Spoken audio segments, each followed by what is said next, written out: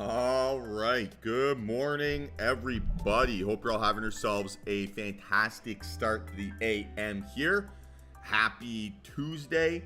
And hope you guys are ready to kick off the week here and really get started on what should be a nice little bout of upcoming volatility. A few things for us to talk about here before we really get the day kicking off. No tremendous rant or anything along those lines this AM, but absolutely looking forward to us seeing a good amount of price action that's relatively tradable. So if we looked recently, right, at price action post big sell-off days, we end up kind of getting that pause day. And then after that pause day, right, which was yesterday, we do set ourselves up for a little bit of continuation, either higher or lower, right? Curious to see basically how that shapes up here this morning. We're obviously seeing lower lows, right, and breaking down under those Friday ranges.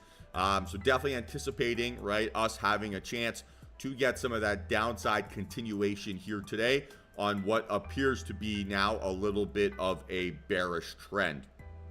Now, with yesterday's inside bars, right, or yesterday's kind of general consolidation, we do want to be just a little bit cautious, right, to make sure that we aren't getting faked out prior to the move happening. So again, today is going to be about being very strict and disciplined inside that area instead of trying to rush a decision just so that we feel as if we're alive, right?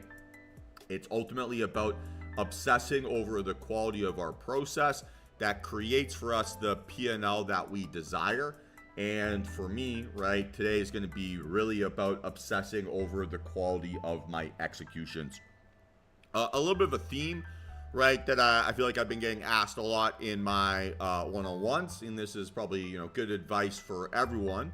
But if you want to really maximize your potential here, right, and you want to make as much as possible, then your objective as a trader shouldn't be to be me, right? It should be to be yourself, to be kind of understanding what your strengths are, what your weaknesses are, and kind of focusing on how you can overcome those, right? How I'm going to react to price action versus how you're going to react to price action will ultimately be different. And there's a lot of baggage, right, that's associated with that. So I've been trading for 12 years. Means that I've probably overcome a wide variety of kind of my worst habits that cost me money, but I've got other ones, right, that still want to rear its ugly head here and there. And you're going to have different habits, right, that cost you money. You're going to have different skill sets that make you money.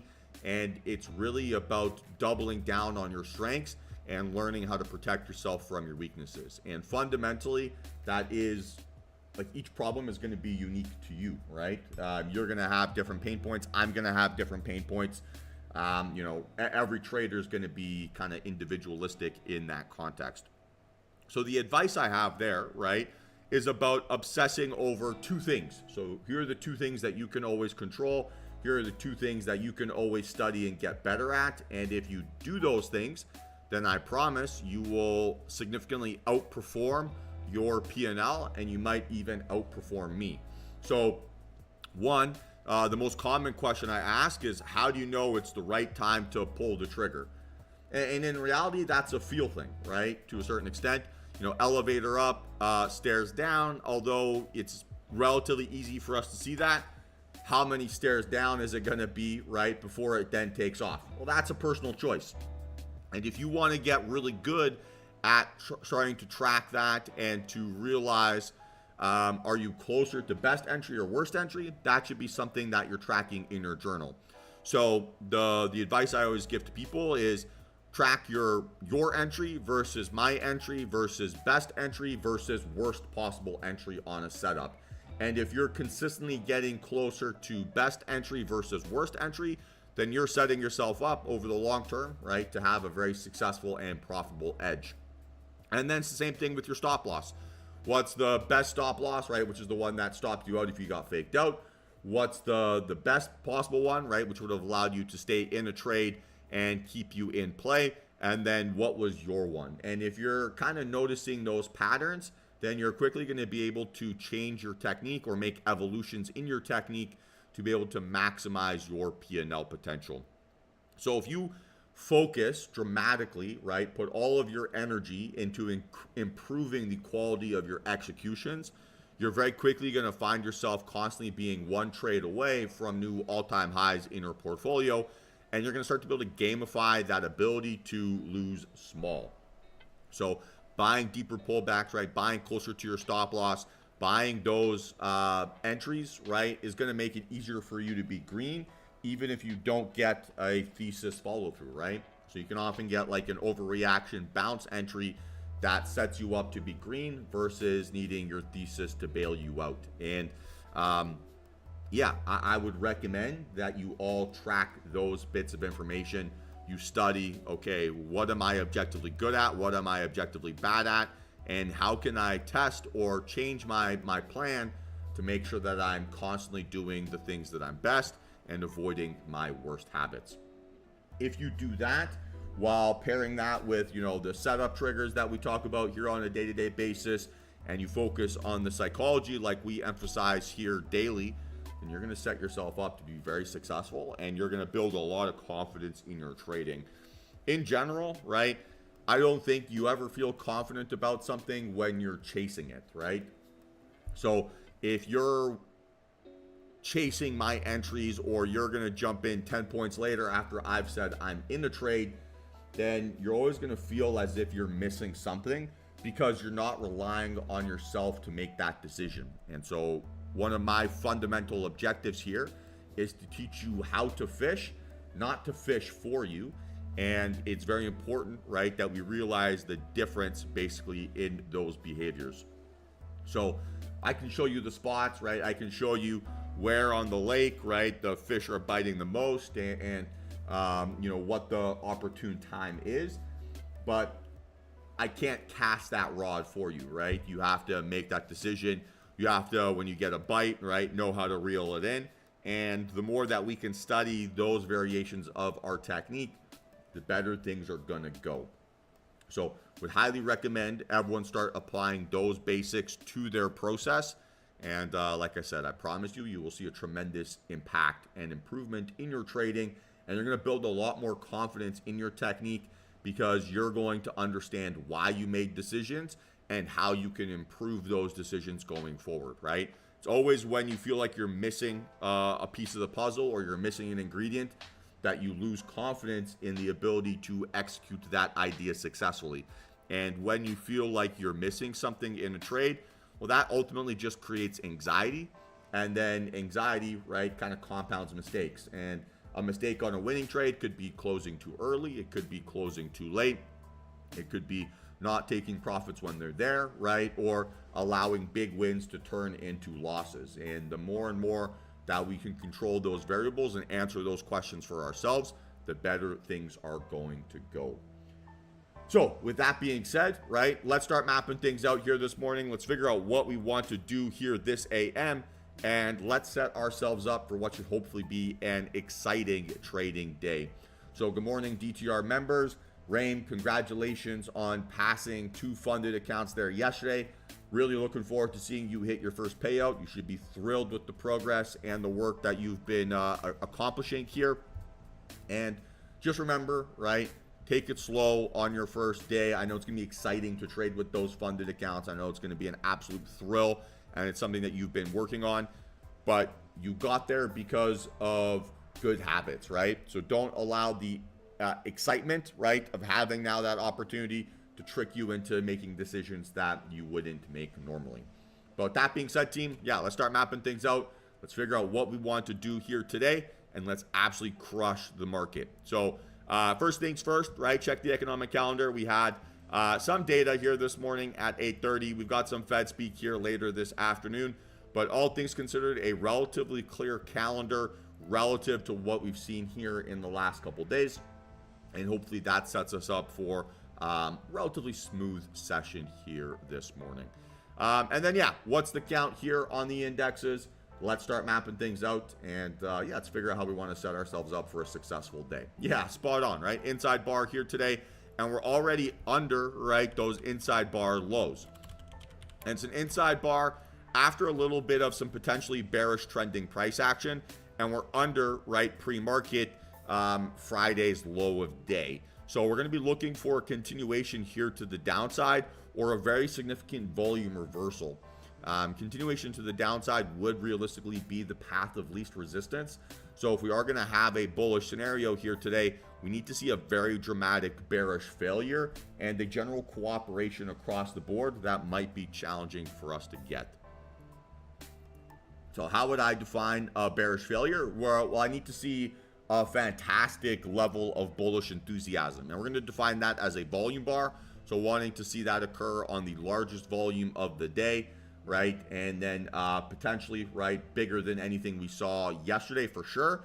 And then also potentially bigger than what we saw there on Friday. So ORB fake out / bearish failure.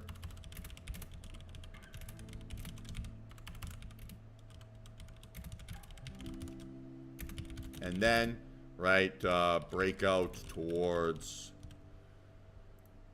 so we'll say 940, right? And then we can go up to like 6,000.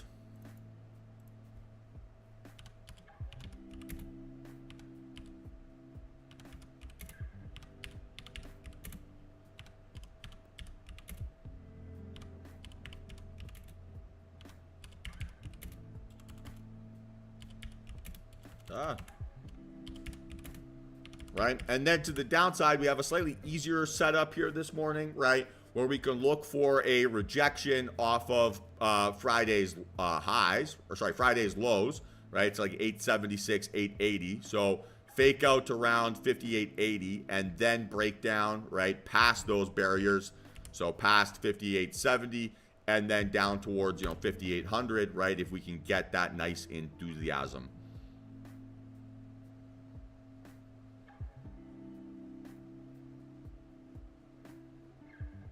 Yeah, make sense?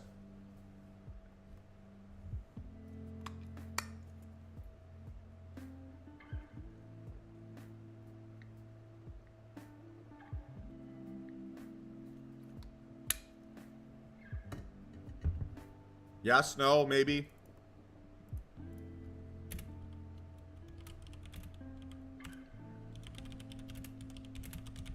And then we're just looking for, on that breakdown here to the downside, we want to see bigger volume than yesterday. We don't necessarily need to see bigger volume than Friday. All right. NQ.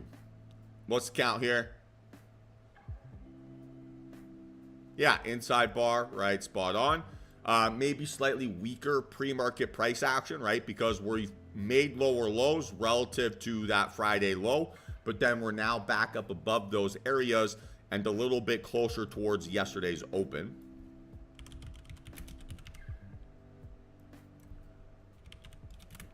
What's on the docket this week that's going to probably disproportionately impact NQ more so than ES?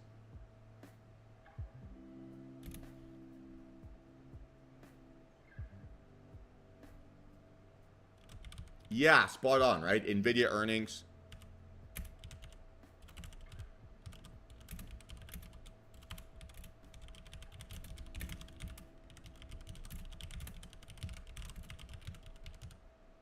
Okay, and then we're looking for a breakout towards 2,700, right? And then up towards like 21K.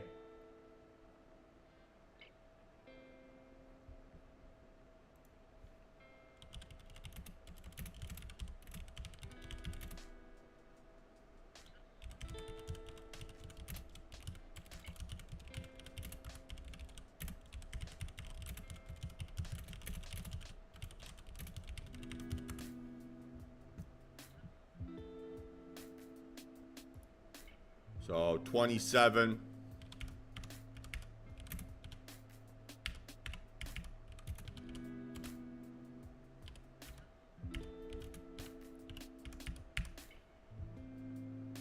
And that's 21,000. Above that, we can maybe go up towards like 21.2, 21.3.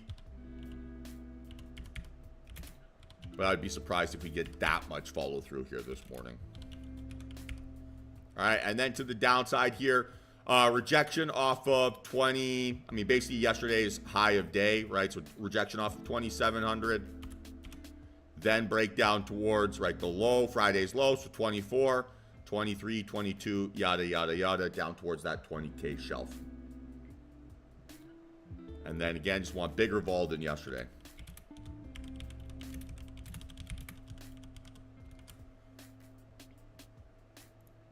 All right, crude. So roll is out of the way. We should now be trading the January contract, right? So if we do get an opportunity here, just wanted to sanity check, right, that we are actually trading the right contract here today. So we'll cross that bridge when we get to it. But nice little 3 for 3 here to the upside, right? Good green volume. We'll call it a 2.5 out of 3.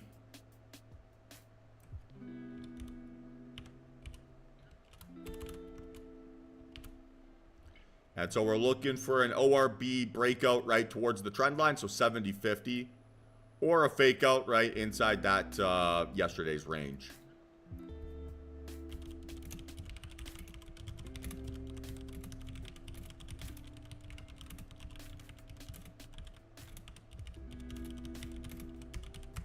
So that's right now 69, so we'll go 69.50, right? 70, 71, and then, sorry, 70, 50, right? And then we can go like 71, 72.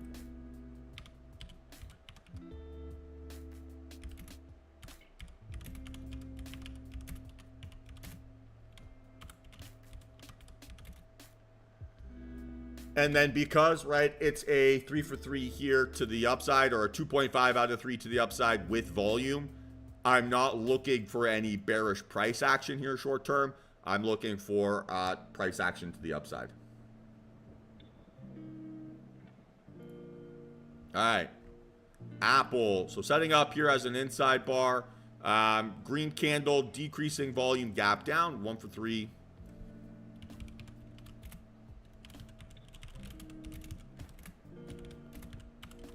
And it's setting up as an inside bar because price action is opening up in the implied middle, right, of that range. So we need to see a breakout over 229 or, right, breakdown under the trend line of approximately 224. So not too much changing from that perspective.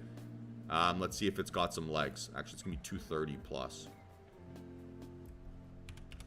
So Apple, probably a little bit challenging for us to trade here today.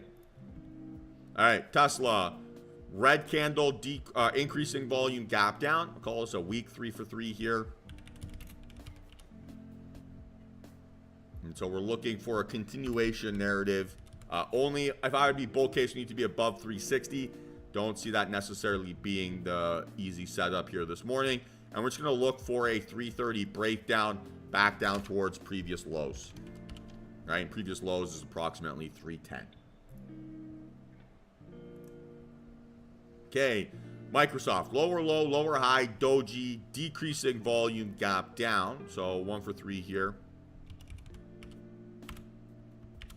To the upside. If we're going to be bullish, we need to get up and over probably 420. Nice.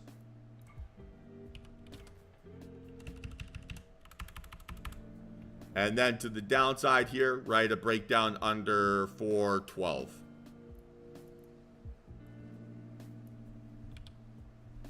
Little bit of an easier scenario here lower. So we'll see if that ends up being really in play today. Again, if we have a general sell-off or what looks to be a general sell-off here on our indexes, we'd like to see our leading names cooperate and also all continue to make lower lows and lower highs. All right, Amazon, inside bar, nailed that valuation there yesterday. And so again, we're looking for a breakdown here under 199 or a breakout above 207. And then if we're trading inside bars, what do we need to see? From like a volume perspective, if we're saying that yesterday was consolidation and we're looking for trending price action, what would that look like or what would that mean?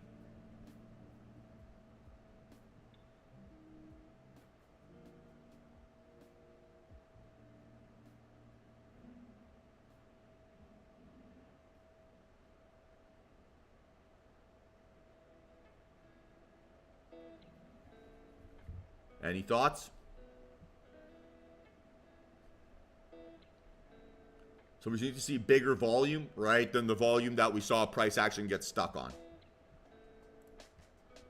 All right, AMD, green candle, decreasing volume, gap down. So again, right, 1 out of 3 here. We've seen a lot of weak bulls this morning. So again, bull case above 142. And then to the downside here, a breakdown under yesterday's low of day of 137. Sets us up for a continuation narrative down towards 133, 134. All right, NVIDIA, 2 out of 3 here to the upside without volume.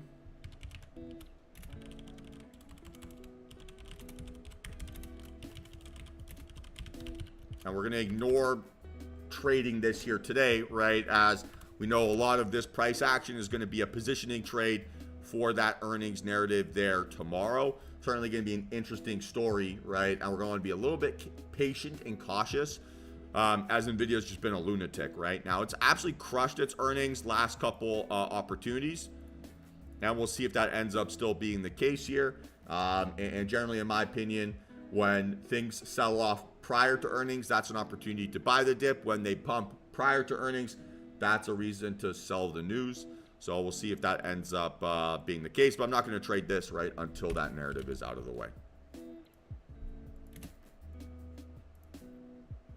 Okay, Meta.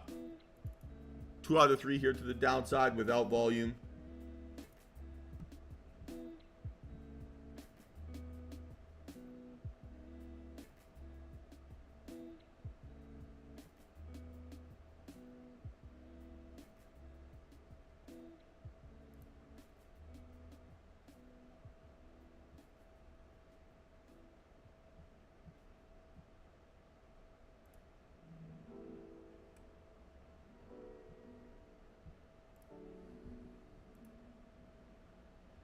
So yeah, still looking for a 550 breakdown here if I'm going to get for a continuation move. I don't see anything else really changing.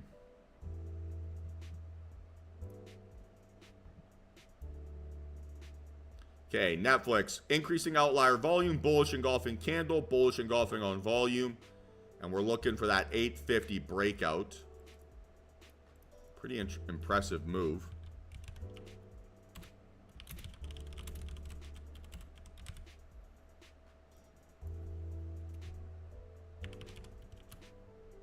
And then NA here to the downside.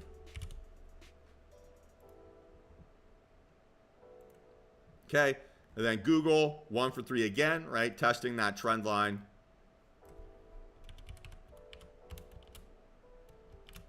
So we need to get up and over 176 or a breakdown here, right, under yesterday's low of day of 173.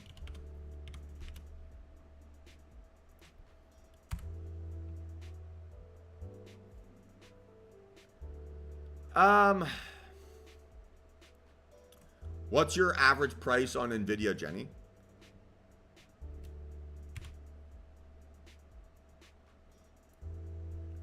Okay, so you've got plenty of space.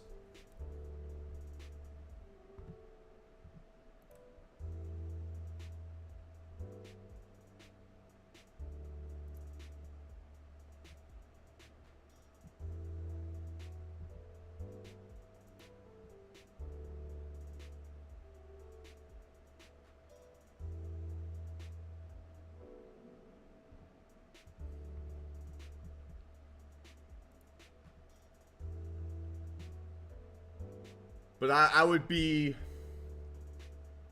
it depends on if you're bullish on earnings or bearish, right? I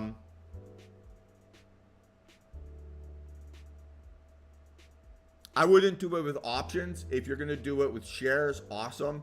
You might get an opportunity to buy a pretty significant discount once the earnings drops in the like pre-market session or post-market session tomorrow.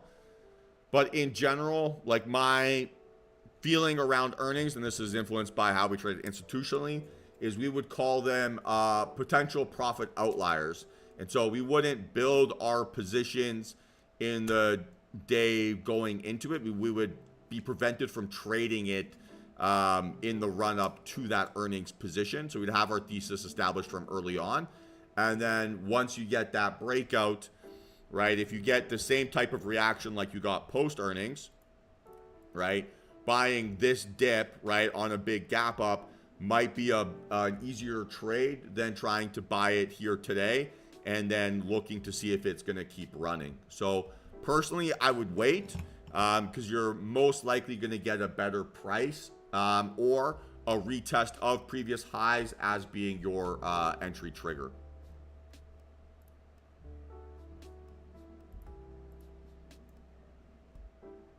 Right, so how it's going to react. I think if you get good earnings, you have a chance to buy a dip and then run it. If it's bad earnings, you'll probably save yourself a bit of cash.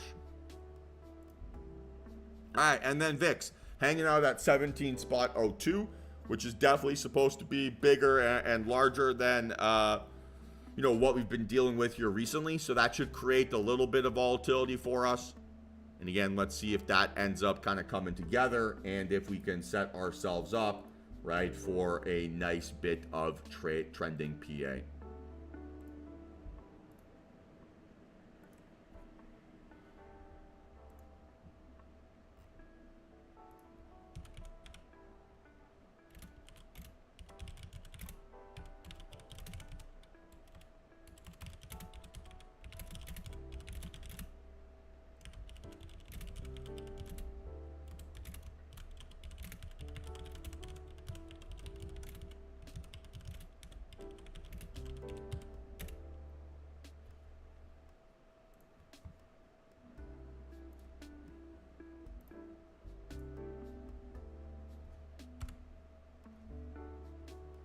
Any questions here, team? Any questions?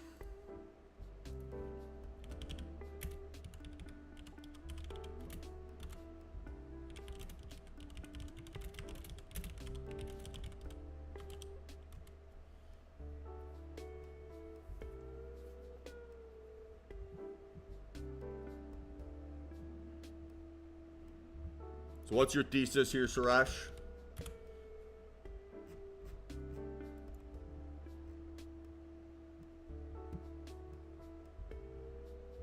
Long, short, what are you doing? Okay, so you're at 41. You bought a little pullback post earnings. I think you're in pretty decent shape here. What's your target?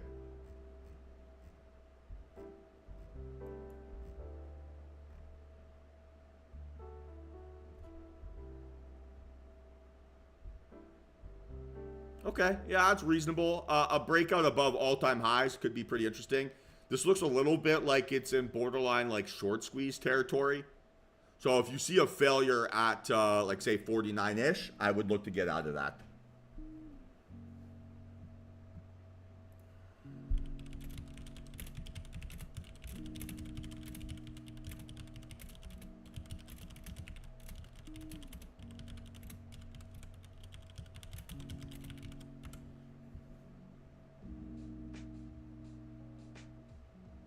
All right, sweet. Any questions here, team? Any questions?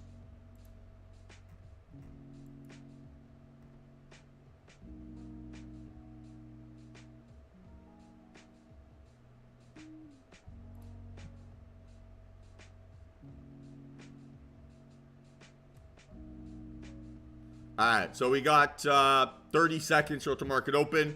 So I'm just going to go make myself a quick cup of coffee, spend a minute here or two just visualizing a successful trading day, and then we'll jump on and hopefully set ourselves up for a nice session. So be back in a few minutes, and we'll talk then.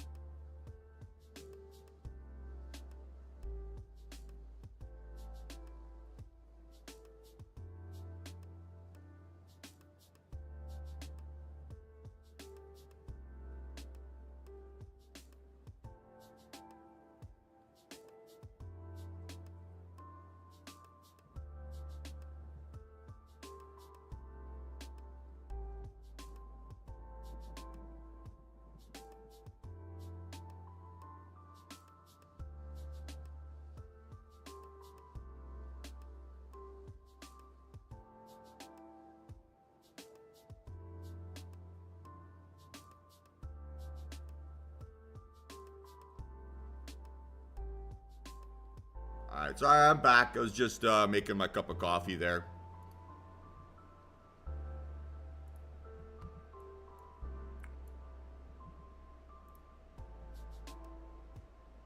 So, yeah, not a tremendously bullish start to the morning here so far.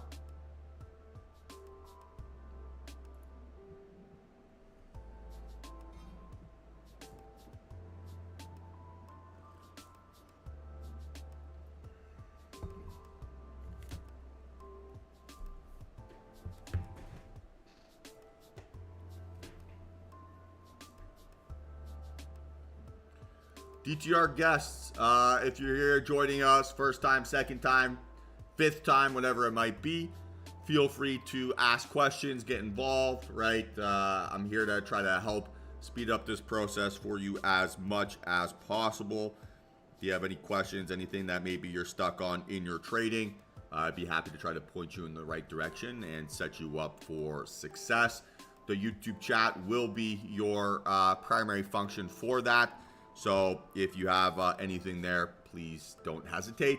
You might have to subscribe to my YouTube channel to be able to ask a question, as that's just set up to avoid any spam OnlyFans content that seems to litter these YouTube live stream chats.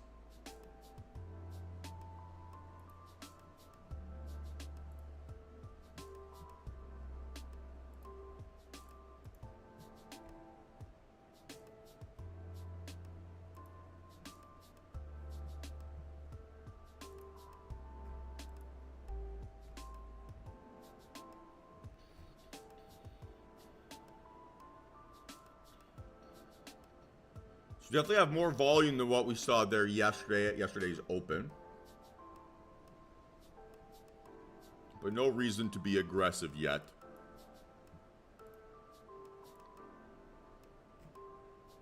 And VIX sub 17, so it has sold off just a little bit.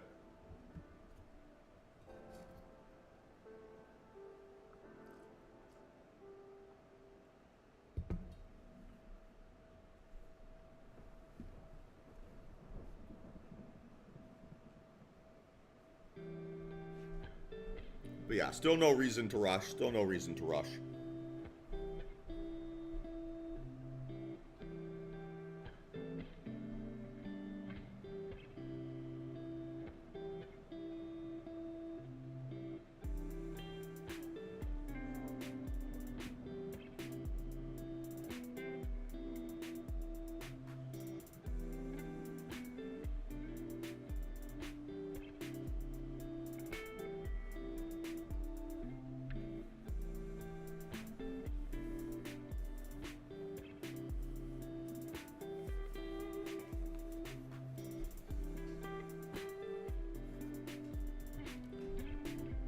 All right, so nothing on ES here. Still nothing on NQ.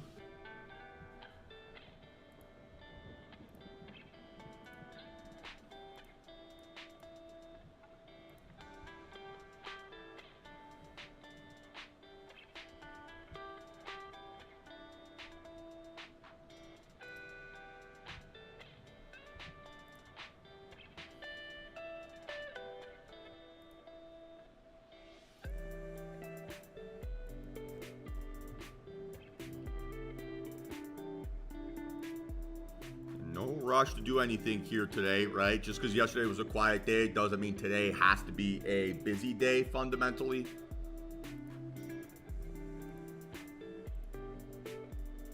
Again, we're going to obsess over the quality of our executions and the quality of our process and not try to judge ourselves, right, on the quality of our outcome.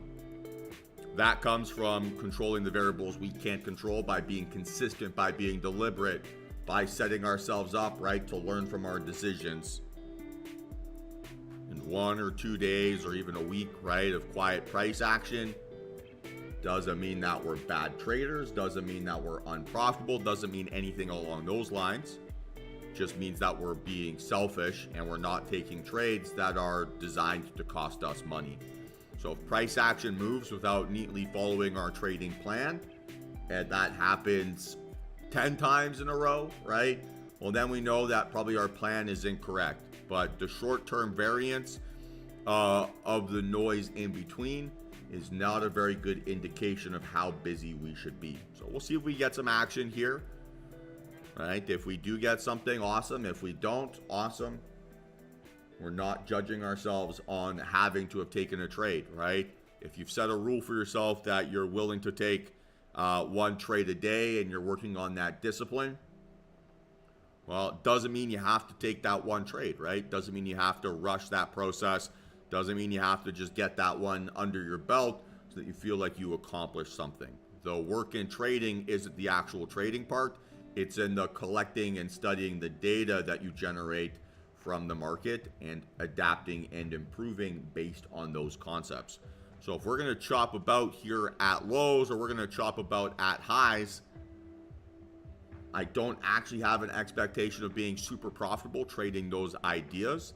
And so draining not only my physical capital, but my mental capital, going after price action that doesn't neatly match my rules is a surefire way of not only making mistakes, but then giving back profits when good trades do come together.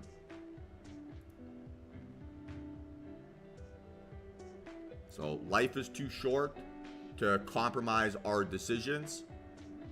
And if we can't suffer the pain of discipline, then we're going to suffer the pain of regret.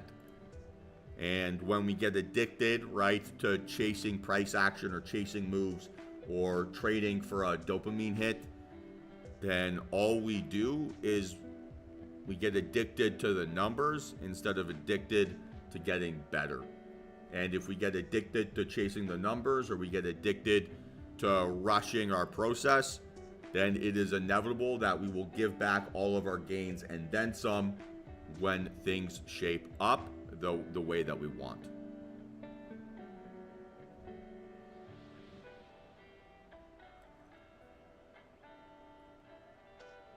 Like, there's no worse feeling than having a trade that is suboptimal, breaking your rule to have traded it, and then getting faked out right before the move actually happens. It's like a double jeopardy, right? You made a mistake, you caught yourself making a mistake, you stopped yourself out, and then you're torturing yourself for actually behaving the way that you said you were going to behave. It's not super sustainable to place those types of expectations on ourselves.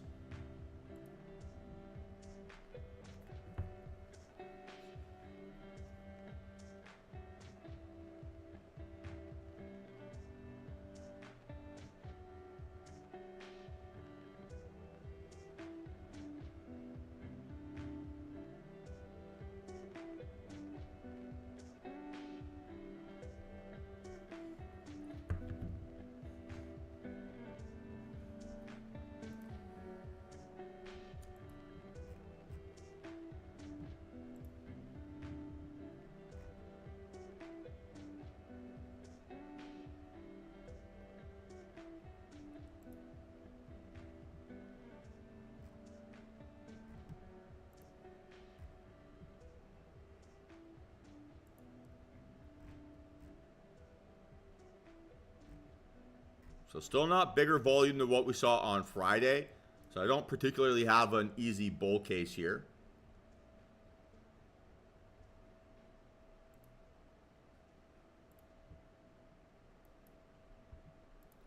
So if I do get that thesis, right, maybe the easiest bull case for us will be on crude this morning.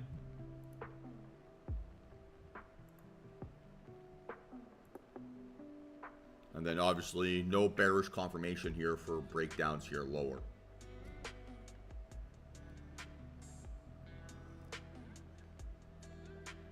How's everyone feeling today? Feeling good?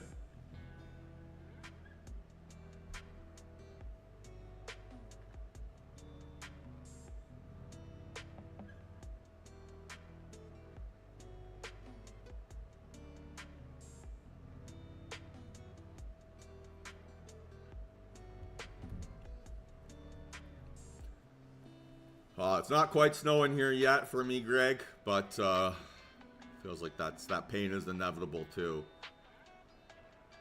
Nice, brother. Free. Hope you're having yourself a great day. Welcome. If you have any questions, if you're looking at something, please don't hesitate to reach out. We'll do my best to answer things as I see them.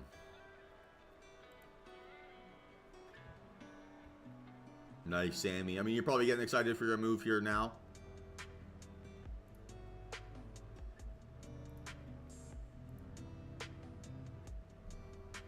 Doing it, kind of snowbirding it. That's pretty fun.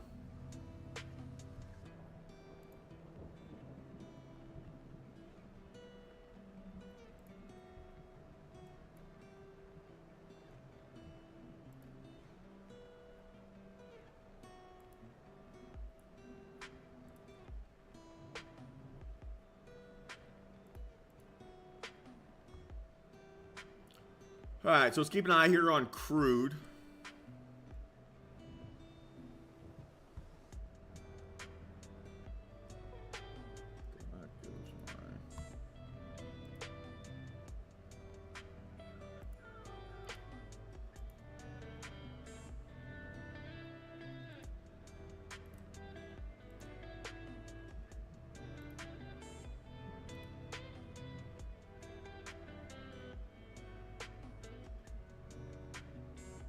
Okay, so probably not going to be happening on the 3-min, right? We don't seem to be closing above our pre-market resistance of 69.50.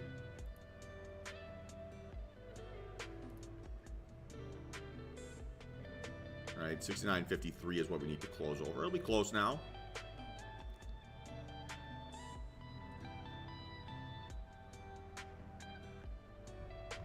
Okay. Again, no chance on the 5 either, right? Both 3 and 5 closed at the same time. So we're still going to wait for another signal here.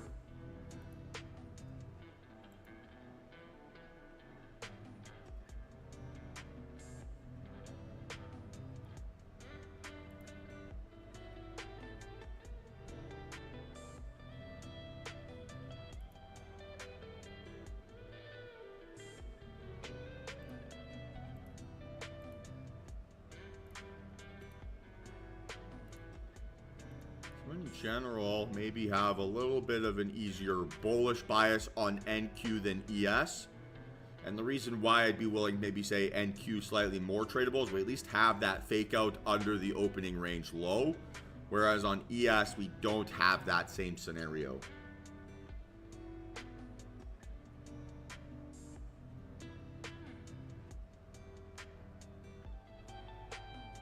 So I at least have... yeah, I have that fake out thesis at least in play. Where I have a bit more evidence of a bearish failure more than I do on ES. Now, volume isn't perfect. Which is the thing that I would fight back against a little bit probably on myself here.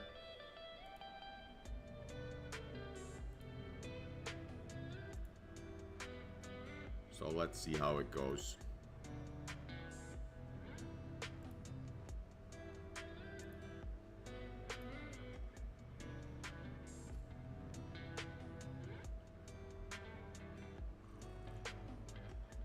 And then crude, now 69.60, right? So we're above that previous high. So we'd like to see this thing close with increasing volume. Certainly seems like it's on pace. And then ideally, right, with a candle that looks like 1, 2, or 3. So we're going to look like candle 1 or 3 here. Or, maybe we'll look like a big rejection.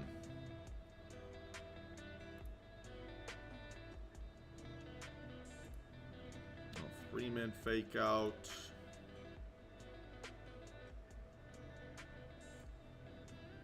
Well, let's see. Excuse me.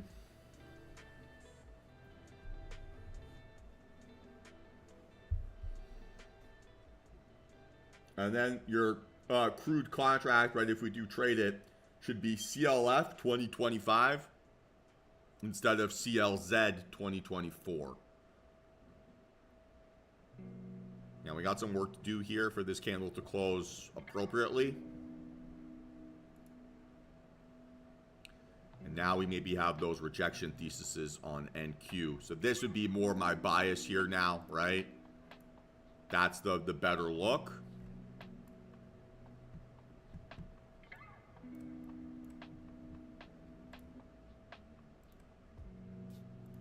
So bearish engulfing candle, bearish engulfing on volume. 2 fake outs above high a day. So we're going to start to watch NQ here to the downside.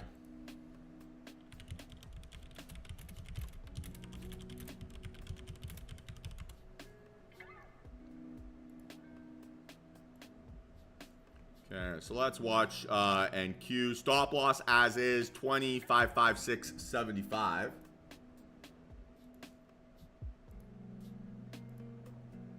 You could still do technically the pullback technique, which would be stop loss at high of day. So that'd be 588. Stop. That might be better.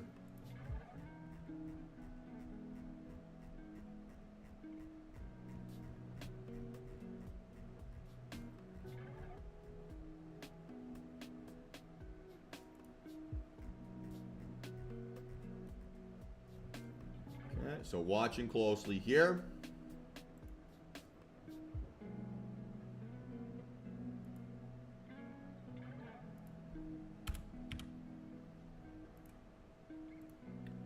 This would be a 1 contract play, right? 1 contract as is.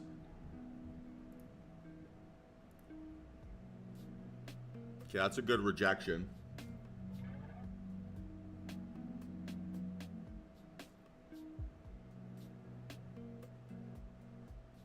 Now we need to see it back in the 60s for a possible entry on the pullback technique. Otherwise, right, I can't get sizing that would justify me taking on this risk. We got 10 minutes till some data drops as well, so we definitely have time here. So we have no data today.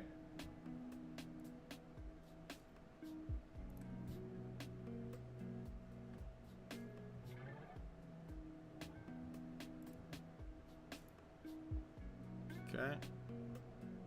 So now it'd have to be aggressive, which at 73, right, we're probably going to struggle to get the entry that we want. We reset this.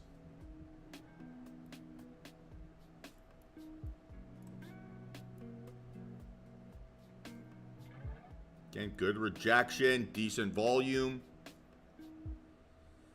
Feels silly to have missed it a little bit, but no ideal entry. So again, don't create FOMO for yourself. This is good increasing volume, so we can definitely look for that aggressive technique here again. Stop loss will now be 530, we'll call it.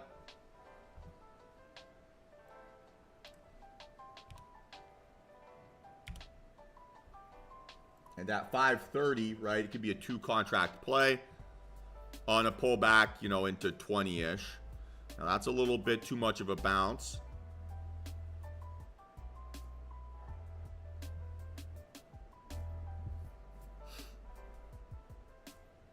Let's see if we can get stuffed here. Okay, 536 stop loss now, 539. Looking a little bit less appealing. 542. 544. Yeah, we're gonna have to wait this thing out.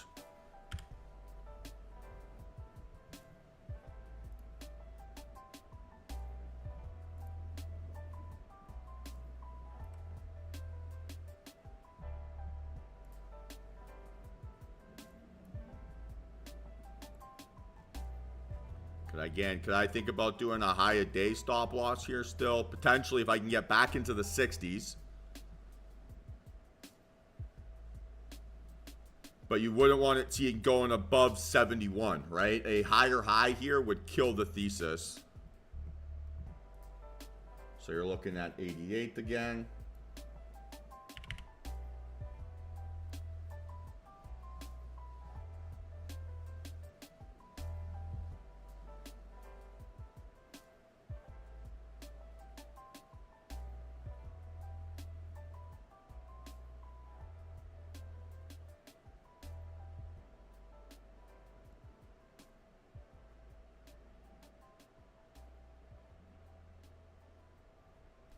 Okay, so again, pretty good decision to have not chased this so far.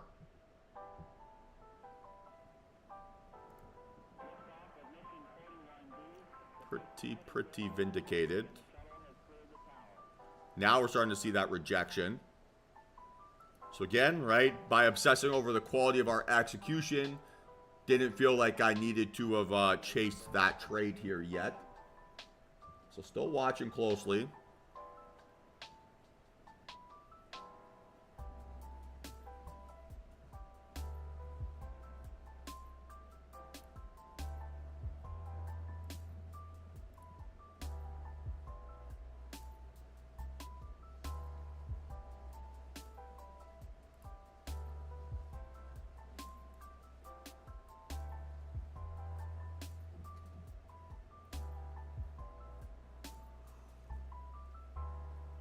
Okay.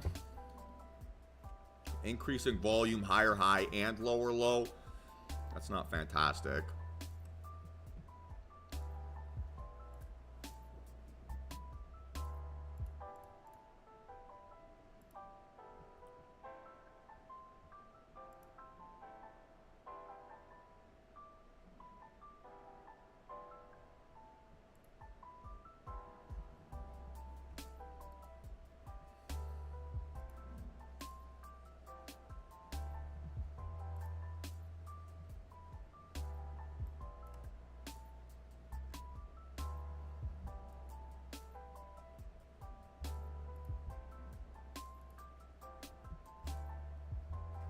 And VIX creeping up closer to 17.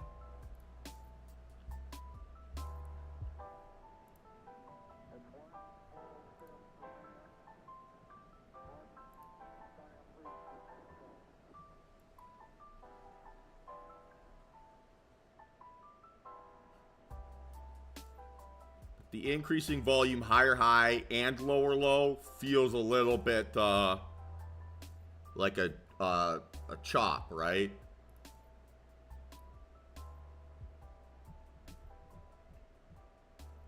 So I would need to get like an FU entry to be able to justify that.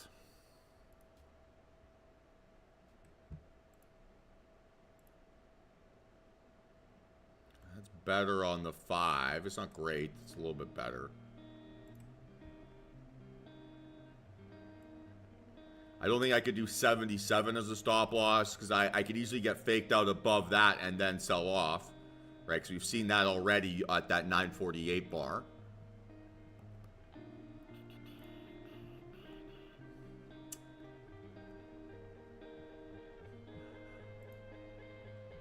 CL, right, now faking out on decent volume as well.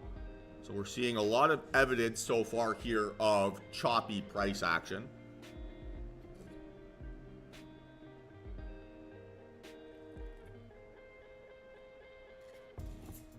Kind of like it wants to cause pain in both directions before it makes its move, which is fine, right? The suffering that you get from sitting on hands is a lot less than the suffering you get from a losing trade.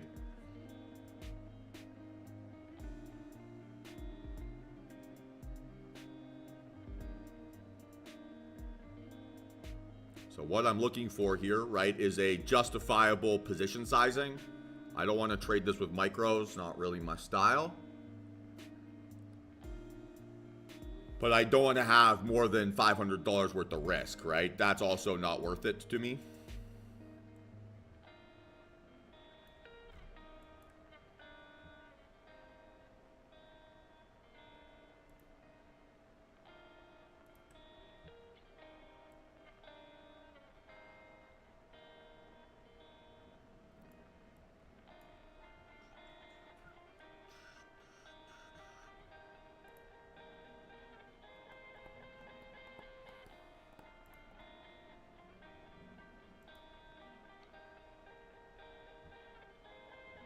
So again, a big rejection in the 560 to 575 range would potentially be interesting here.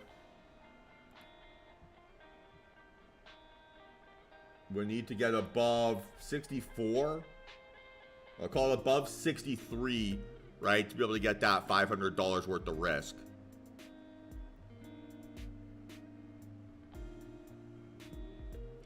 So something like that, right? We need to be a rejection inside that area, above that area. So from red line to red line. But I'm not in a rush to do this, right? So the second it hits 63, I'm not clicking submit. I'm trying to buy myself time because I've seen this already shake out, right? The potential bearish thesis.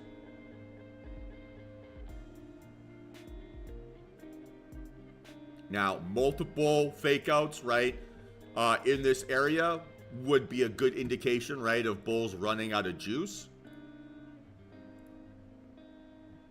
But I don't need to front run that.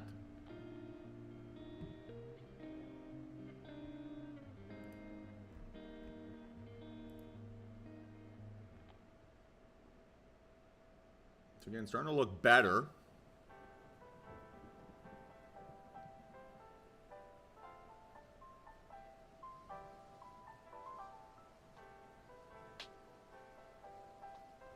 $8.90 on ES. Kind of stairs up, elevator down on the 3-man.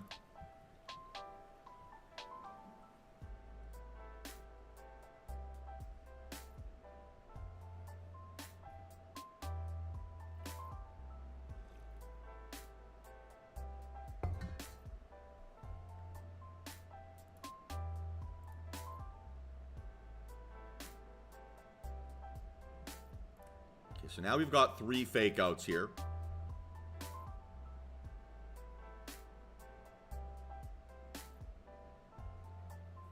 It's 10 a.m. No 10 a.m. data today.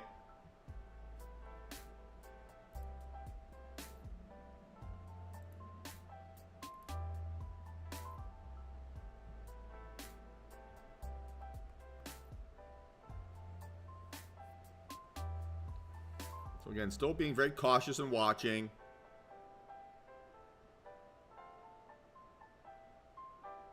Haven't really missed anything besides stress and anxiety, right?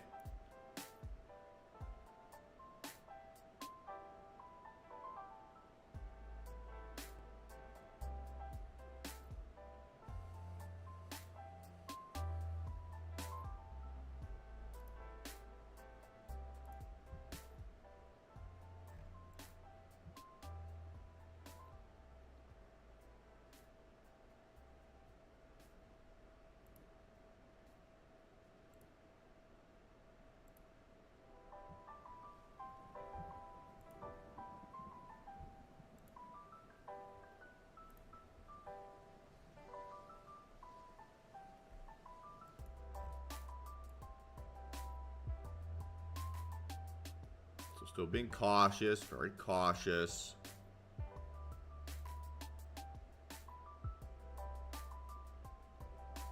So at most, right, would have had like 30 points of follow through here so far. Yeah, not bad day by any means. But that's not enough to have felt like I needed to have chased, right?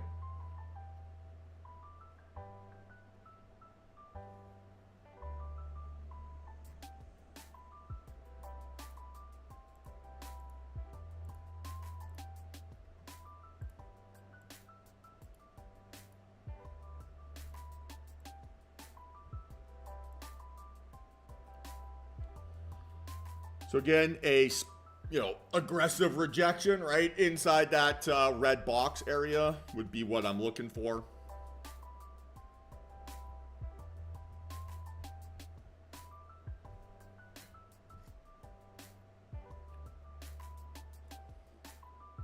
And then if I'm already thinking about how am I going to manage this trade once I'm in it? Well, the evidence I've seen, right, from the last, say, 3 candles, that this is a trade that you'd want to protect your profits aggressively, right?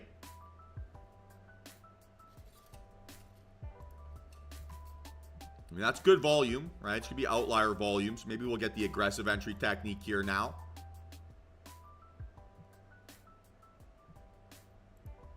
I'm trying to draw a lot of lines here, but that's kind of like your trend line resistance.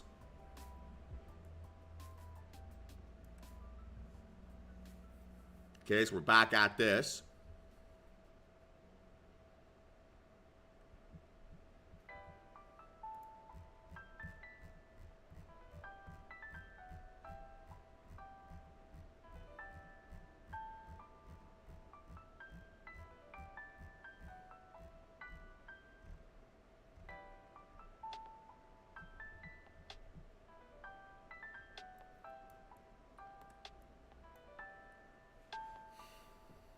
Now, we could still, in theory, play a pullback here, but I'd still think pullback needs to be at trend line or at high of day. So that's why the aggressive technique is the more appealing one still.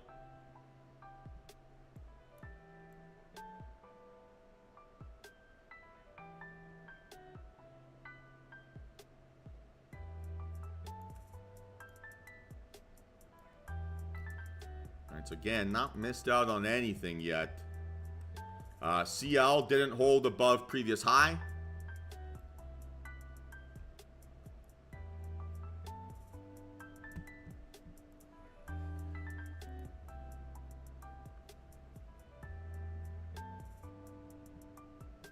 Still being very patient. Again, not missed anything. Now, if we get another retest of that red box, certainly got my finger on the trigger for that.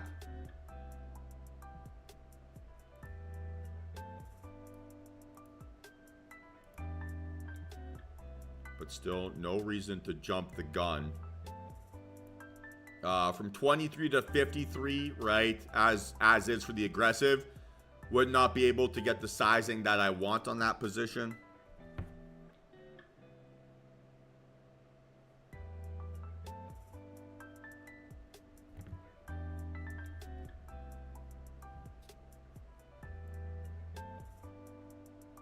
So still, stop would have to be at high a day, as is.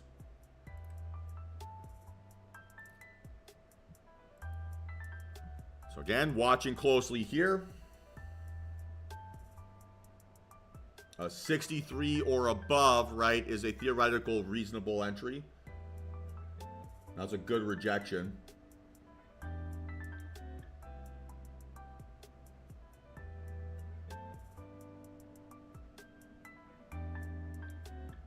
Right, got stuck at that trend line. So again, still watching very carefully here.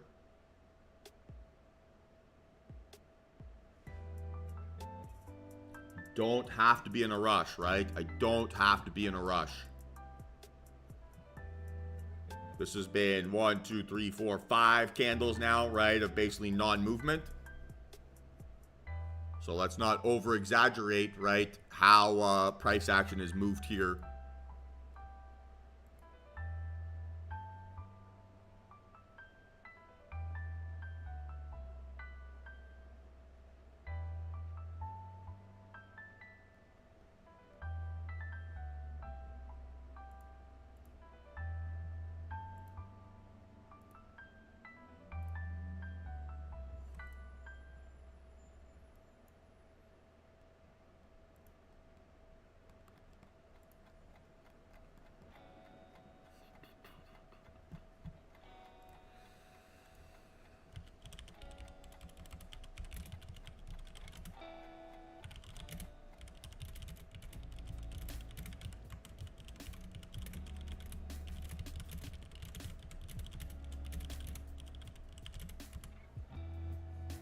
Okay, so still watching.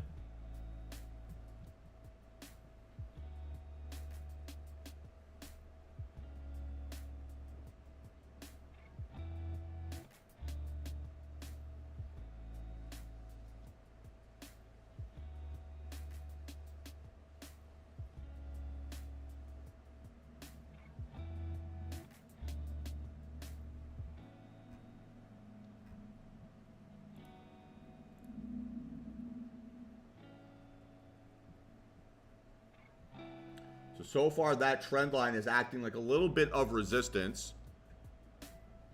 And I imagine if we do crack above it, right, we'll get a little bit of a aggressive flush. Or aggressive pump, I should say. So it might allow me to buy a nice discount.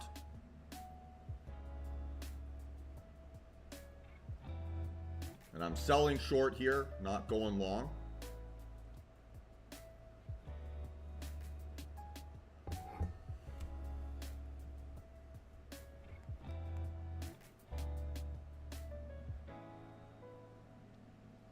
And all we're trying to do is enter our position where we've seen bulls fail so far today, right? We've got a lot of evidence now of this red box basically being a fake out zone. Or 1, 2, 3, 4, right? Potentially 5 wicks have now gotten stuffed inside that area. So I'm assuming that price action is going to behave like it always has until we get a proven otherwise. So right now, that's the rejection spot. And then I'm just trying to buy the best possible price I can get inside that zone.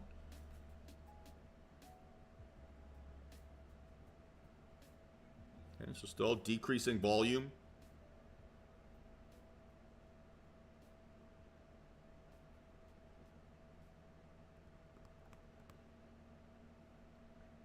And the goal here with my entry, right, is to be green almost right away. So if I have to spend 10 minutes in drawdown, probably my thesis was incorrect, right? So I want to avoid that as much as I possibly can. That's why I'm willing to be more patient here, why I haven't pulled the trigger yet.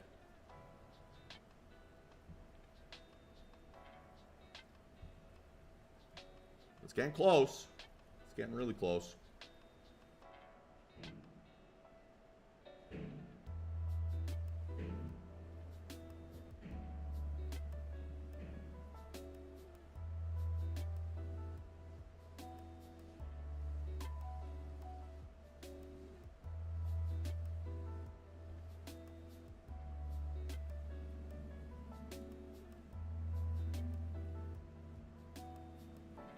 Keeps getting stuffed.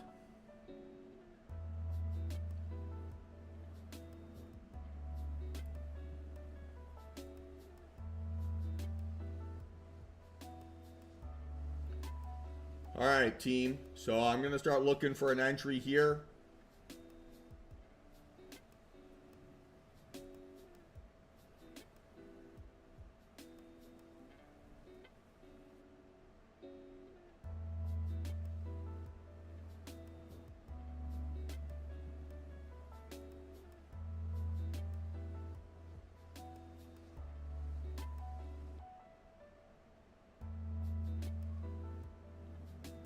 All right, well, I am in. I didn't get a fill on all my accounts, but I'm in at 69, 569.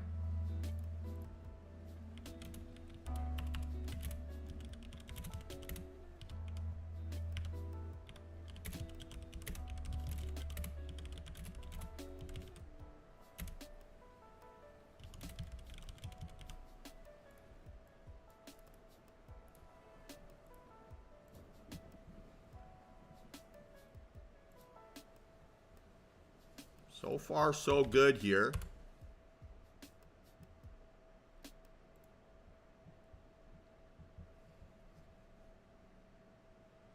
Let's see if it can break down.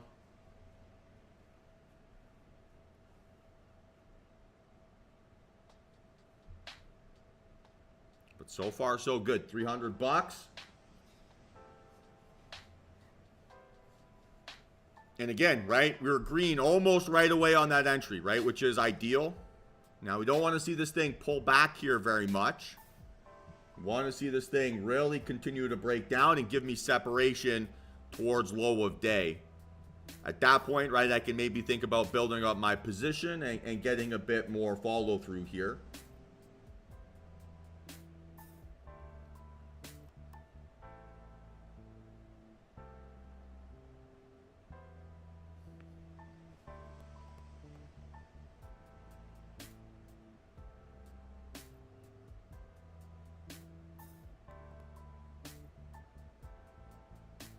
It's all good. You haven't missed out on anything here yet.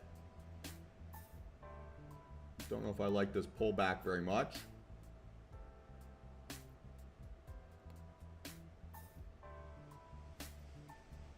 Where's my pen this morning?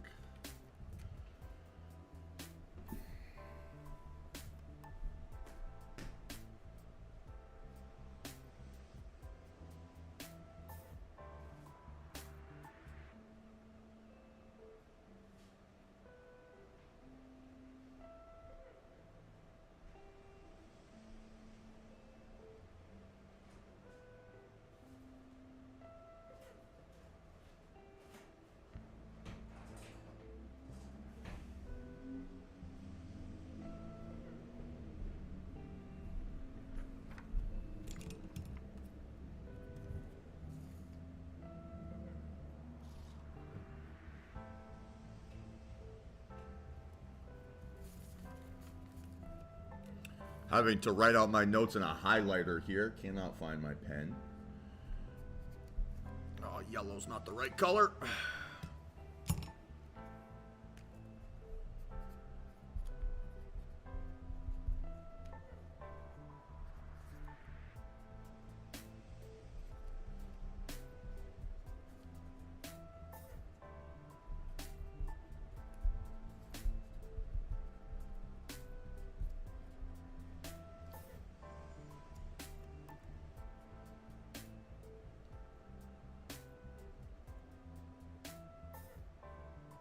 Okay, it's got to die here.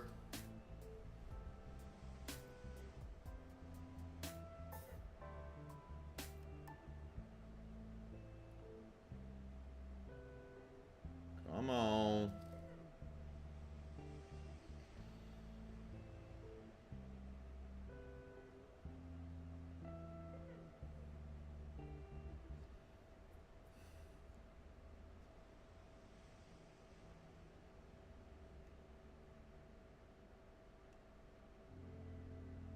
Come on.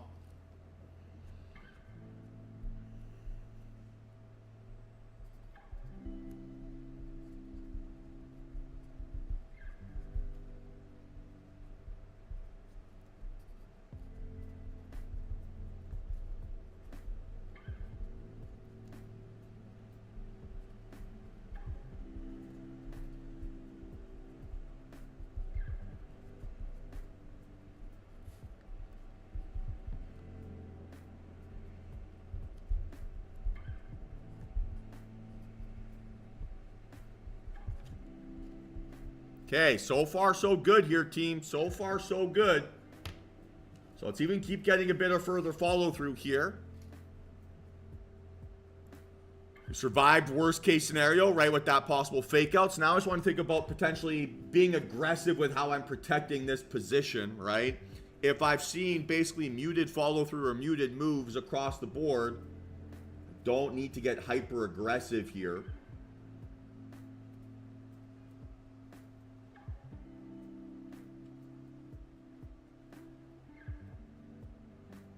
So I won't let this go red at this point.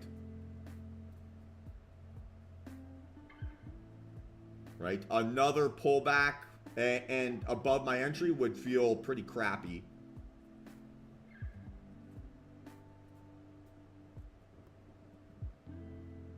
Nice work, Antonin. That's a great result, man.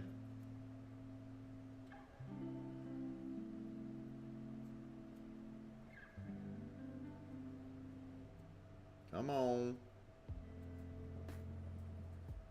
And the only reason I've stayed in this is because it got stuck, right, in our fake out zone, right? It's the only reason. So let's see if this thing's got some legs here and keeps getting rejected inside that area, right? Hey, enjoy the vacation. That's a well-deserved break, man. Nice way to kick that off. 630 bucks for us Canadians. That's a fantastic number.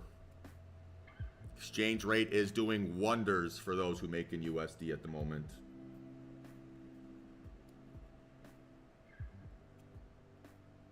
Yeah, ain't that the truth, Greg? Nice, Antonin. Where are you going if you don't mind sharing?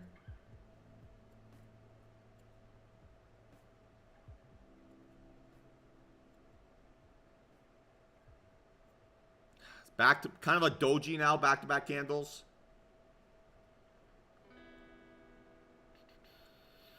So I think I should get out of this. See if we get a little flush lower, and that'll be a reason to get out.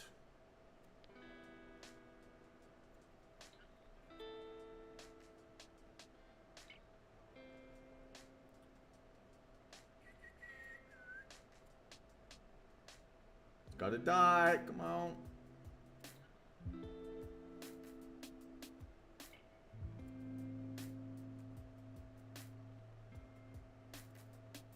Flush, flush, flush.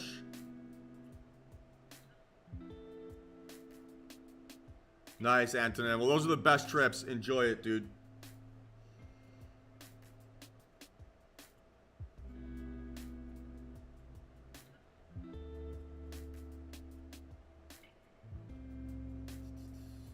Die, die, die.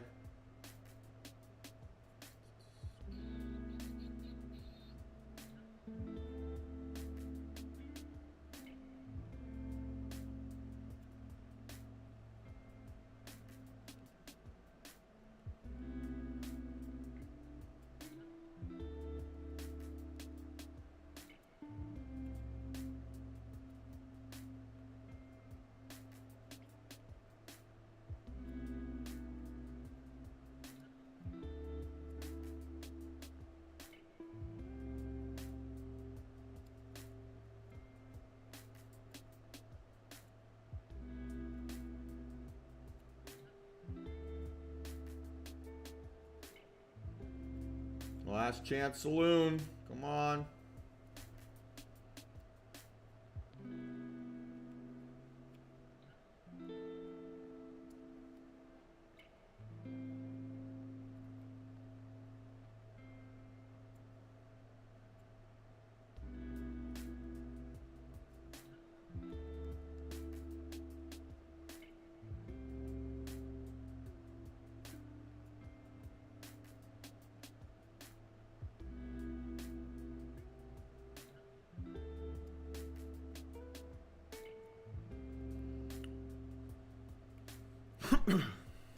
Come on. He keeps rejecting inside that area, but each pullback gets worse and worse with how it feels, right? So, I think I gotta stop being a stubborn bugger.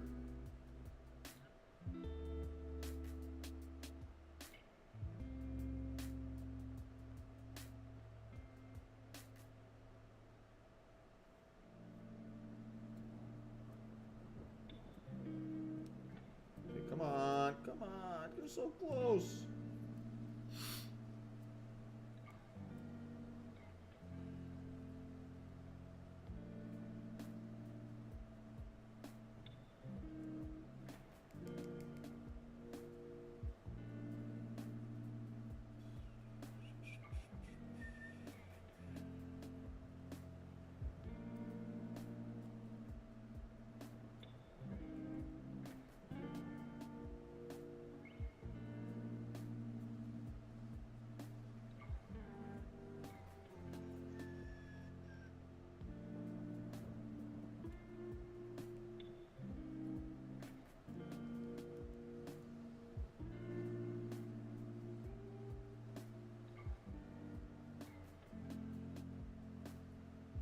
Come on.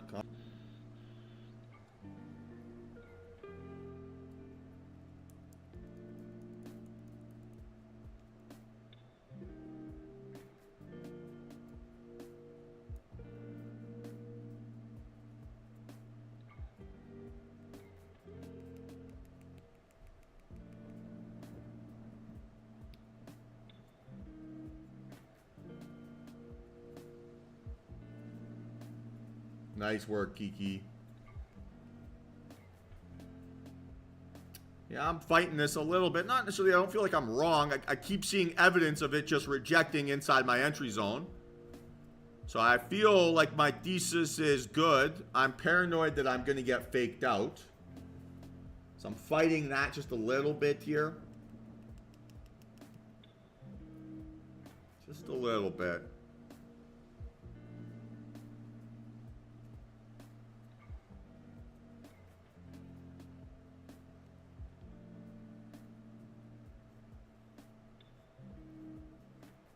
Now, I'm gonna put words in Antonin's mouth, so apologize if I'm wrong. But I mean, up $600, hard to complain about that, right?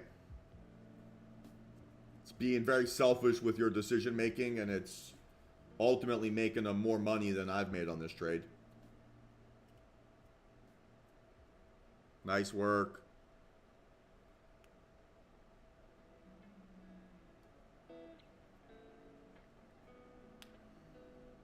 Come on, die, die, die. You're so close.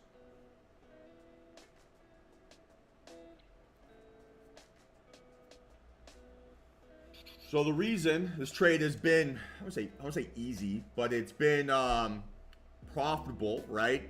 Because we bought a very deep pullback into a fake out zone, right? Where we've seen bulls fail pretty consistently.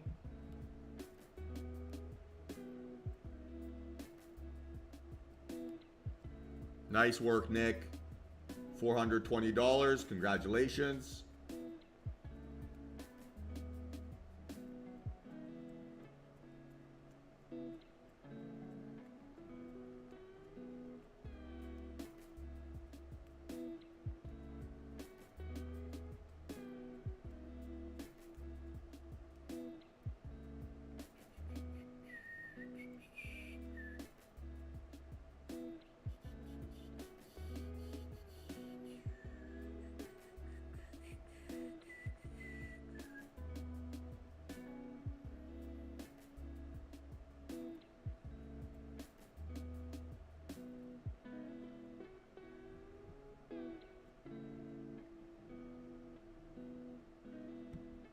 Still in here. Yeah, I'm still in.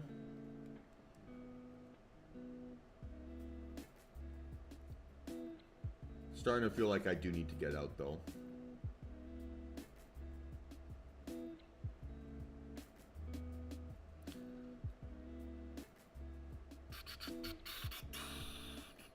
Nice work, Don.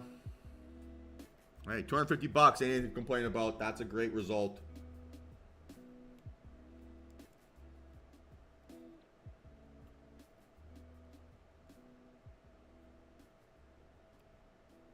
Come on, come on, come on, come on.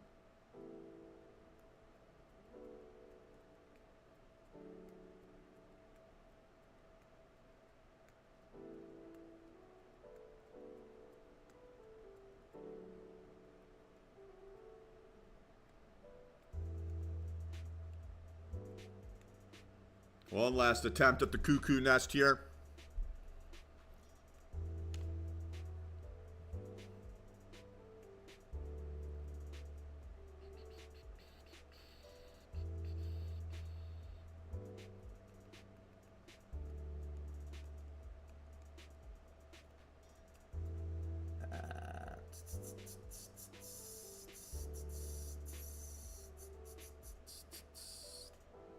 Come on, come on, come on.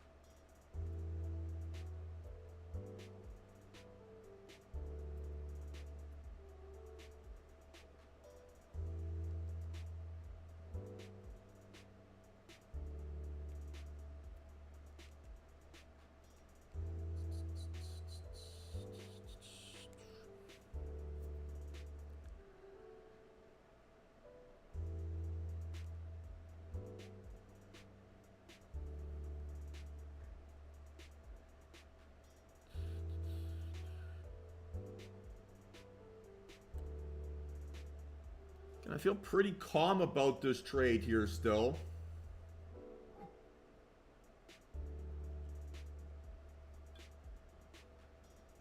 Annoyed, but calm.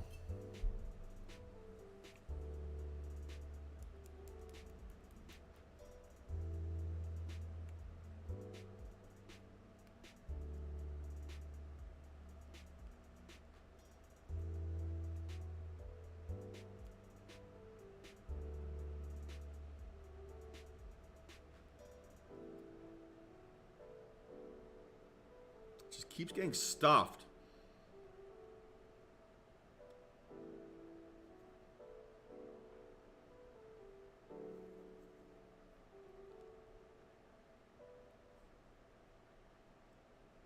Come on.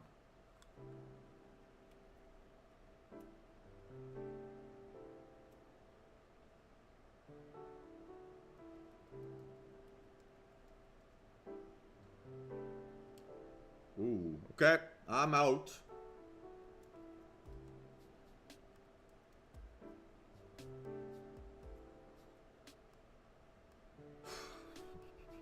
Minus 370.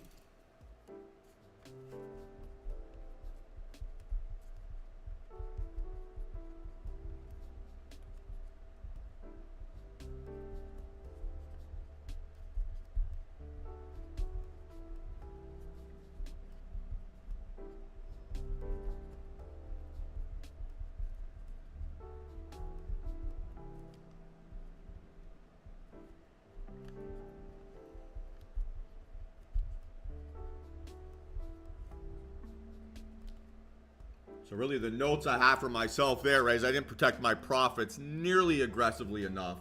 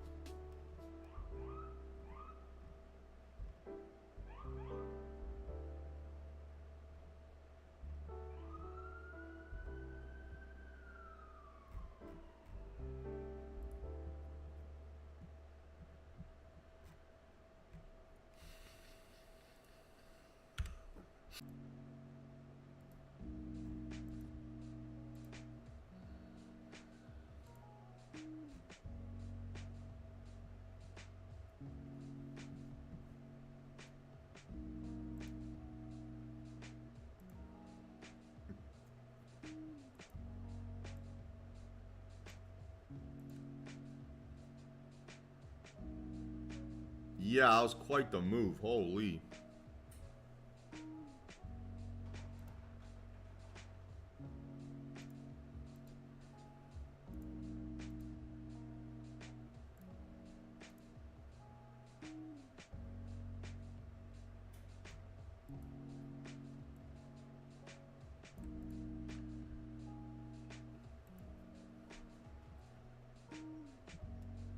Yeah, no doubt.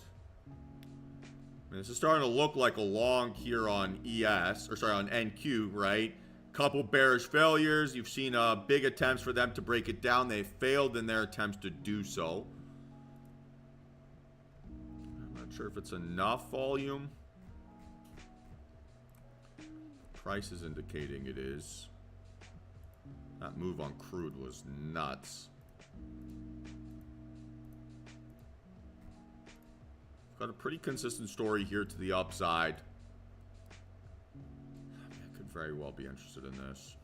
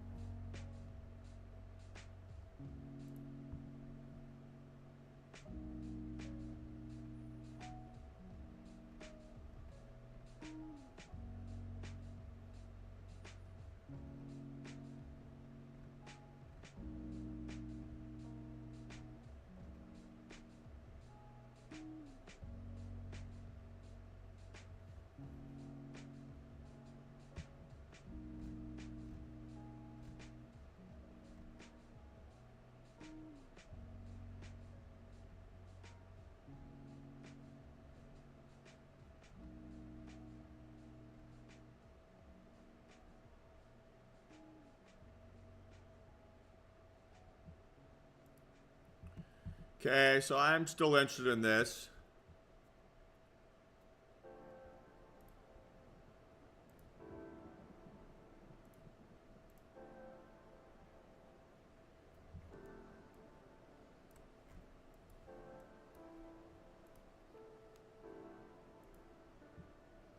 Yeah, they're both in play here. Okay, so as is, right, on, and Q's be a 608 stop.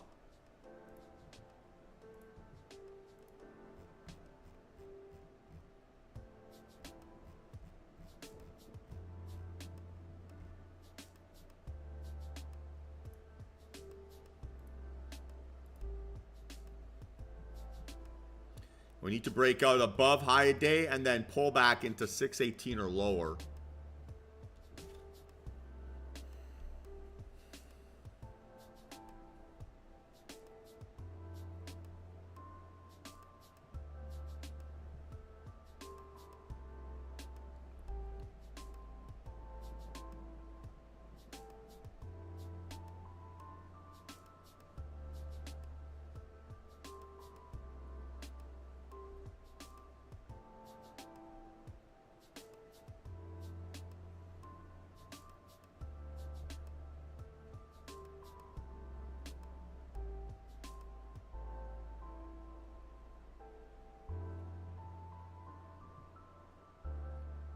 Okay, so now watching here, right? Watching here.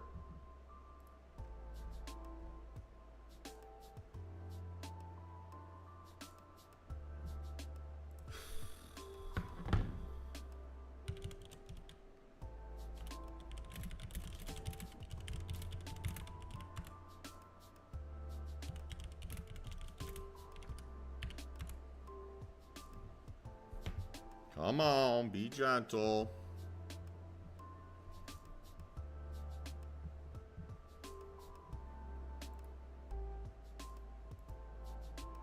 Frick.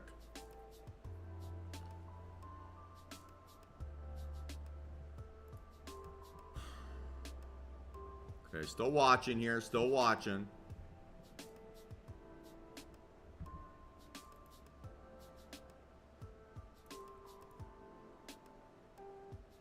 Okay, if this doesn't give me a look on the 5, then I can reset and trade it on the 10. So if I don't get that pullback into 618 on the 5, I can still trade this on the 10.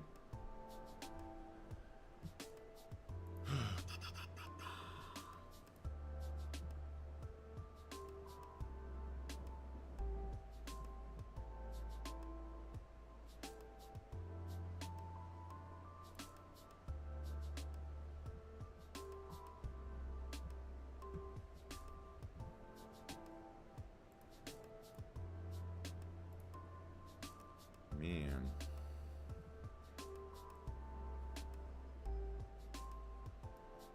Okay, if we get an increasing volume 3-min breakout, we can target a move towards 700. It's 10:38, still plenty of time here in the day.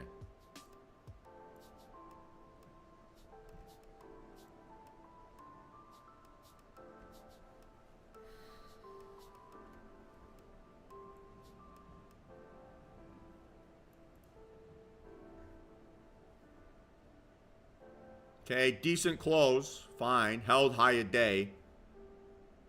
So 20-point stop loss, right? It'd be one contract.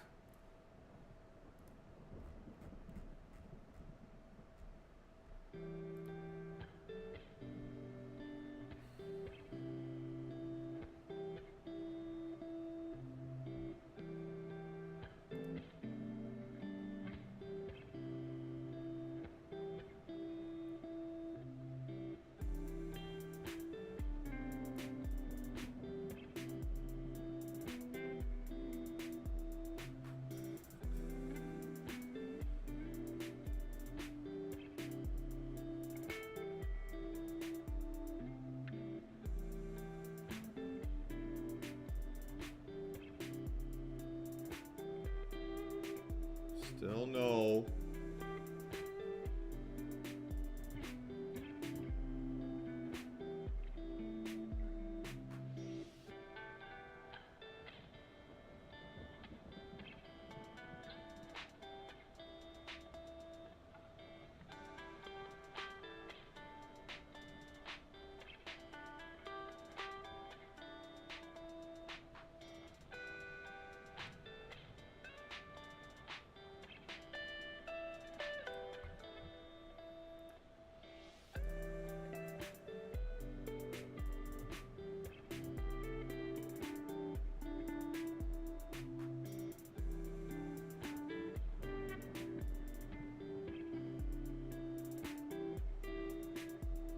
Very fast. Too fast.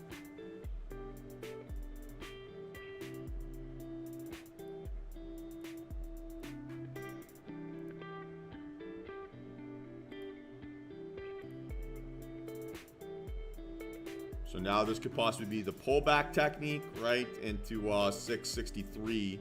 Again, 20-point stop loss, right, and have to find support off of 600.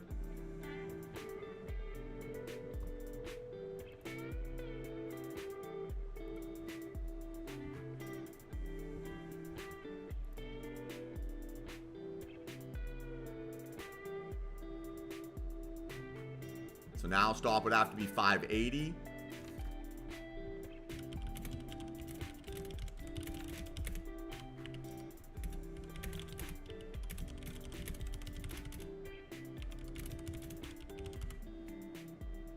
If 600 can hold, right? If. Big if.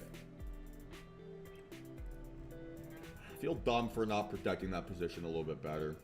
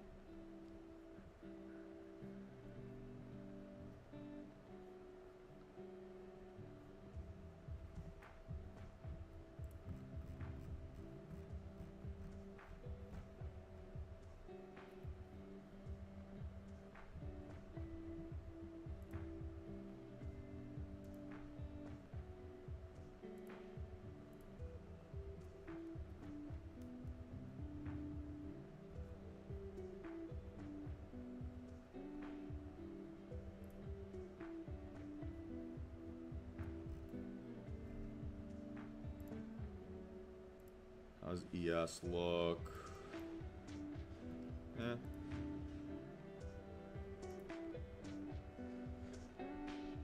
4 points. Still would need to be that.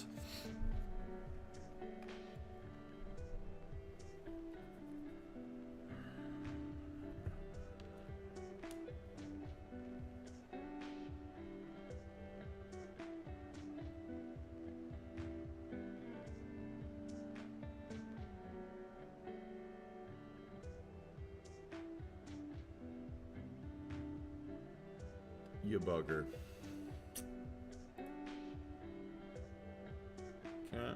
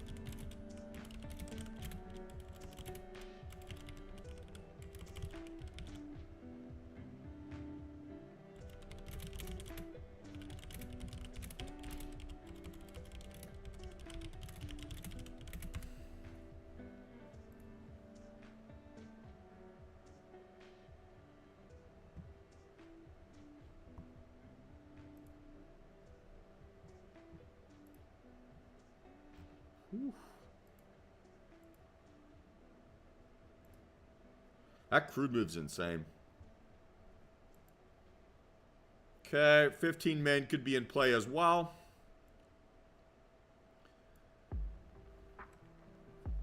Need to break out above 38. right? And then a pull back into that zone.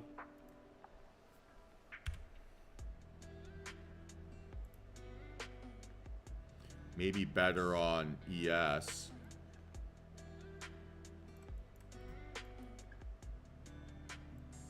Say 909.75.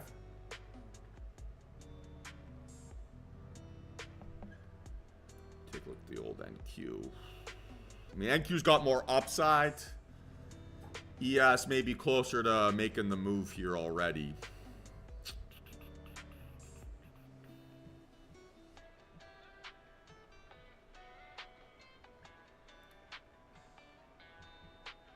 What the heck, trading view?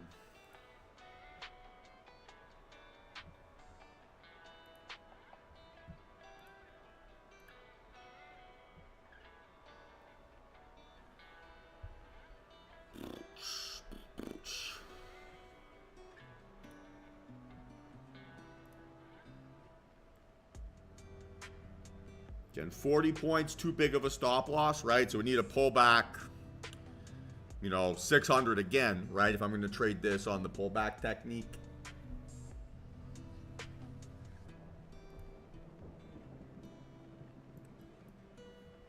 It's a little bit challenging to get, potentially. So let's see.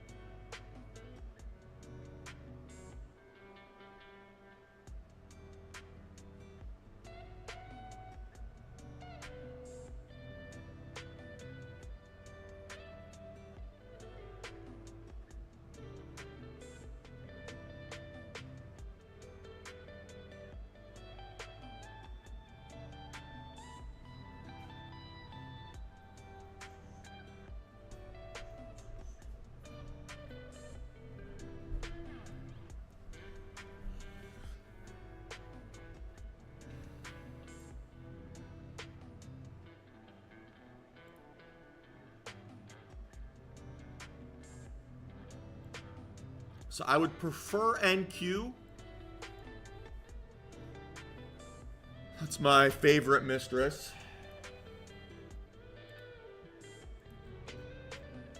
Stop would have to be 19.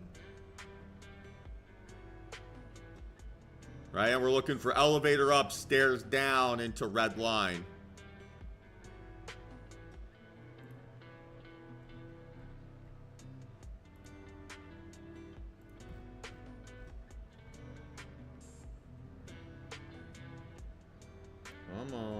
Come on, behave.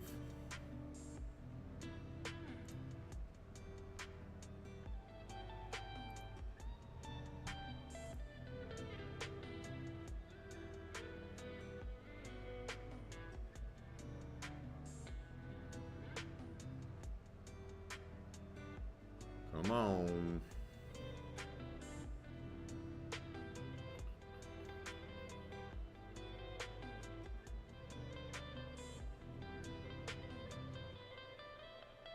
All right, guys, so I am in 38.25.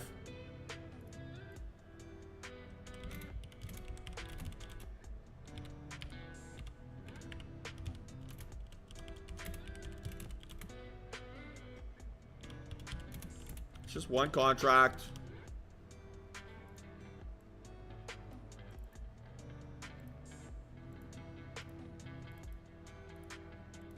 Ah.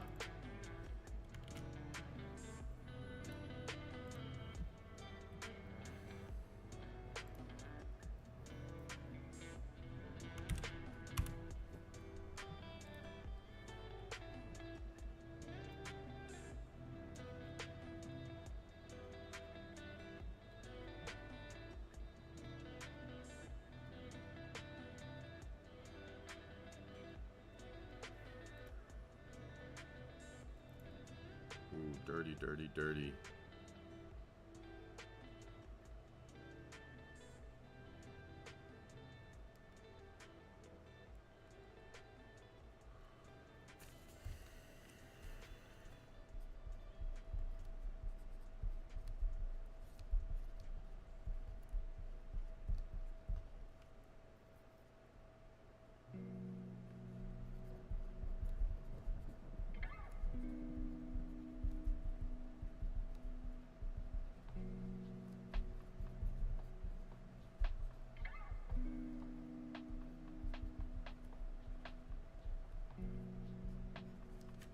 Okay, so let's see if it can run here.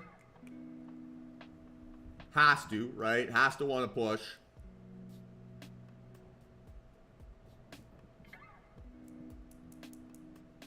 Okay, better.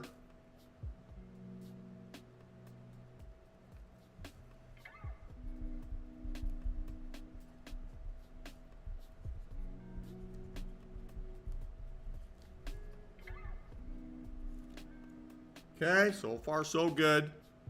Who's in this with me here?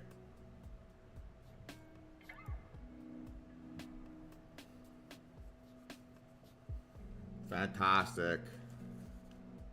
So let's see if we can get some further oomph. Right, but so far so good. Nice entry, Sammy. Good job, Luke. 592, Dustin. Nice. You've been in this for a while. Awesome work.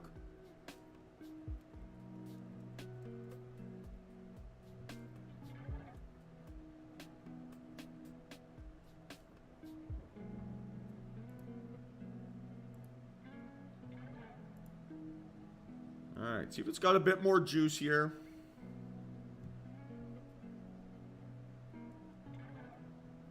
But yeah, very good reaction. Very, very good reaction.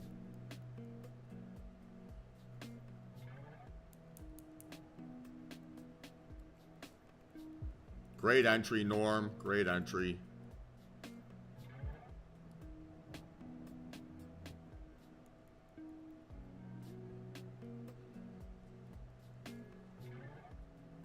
Okay, so now we want to see it blast through 60, right?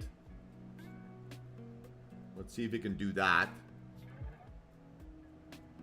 Yeah, we want to see how it reacts here to this breakout. That pullback didn't feel great. 4 points, 6 points.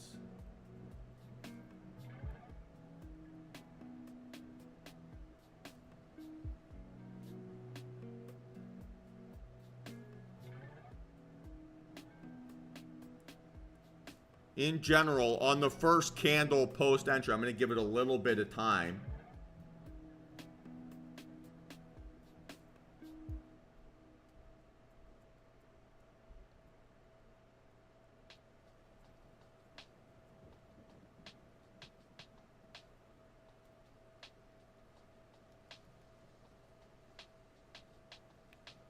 We didn't quite hit 1R either, just under 1R. So I don't, from a technical perspective, have a reason to close this or protect this yet. I still kind of have to trust the thesis. I'm not sure if I will.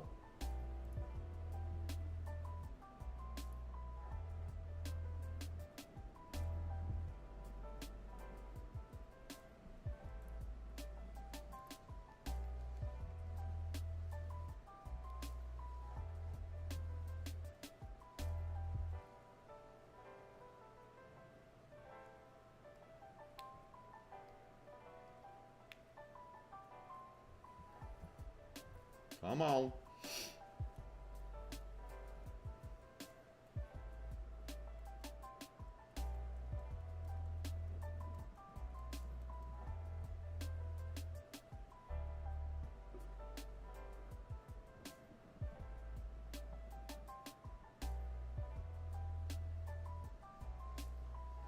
So we'll say, right, if this candle hits 1R, so that would be 60, right? Or it doesn't close above 650, I will get out of this trade.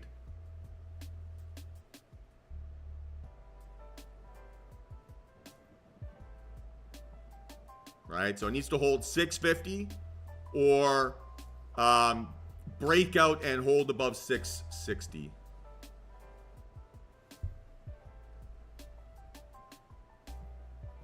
$84, Norm. Confused by that.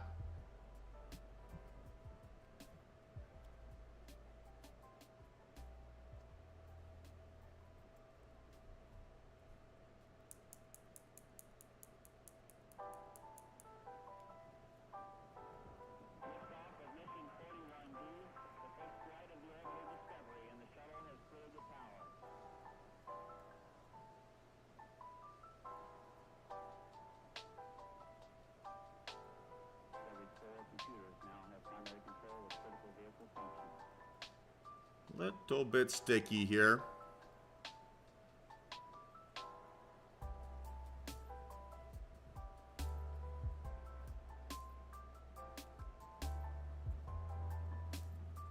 Come on. So it's got to hold 650. This 15-minute candle has to hold 650.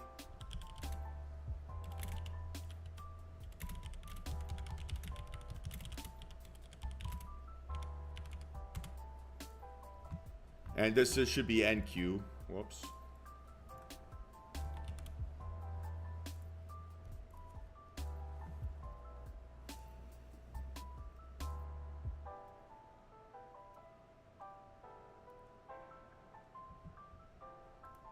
we got 2 minutes to go here. Up about 200.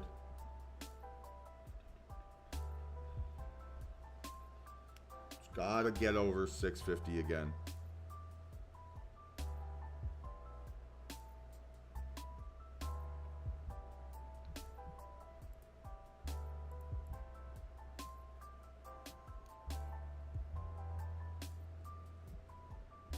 Okay, give me a pop here. Fly, fly, fly.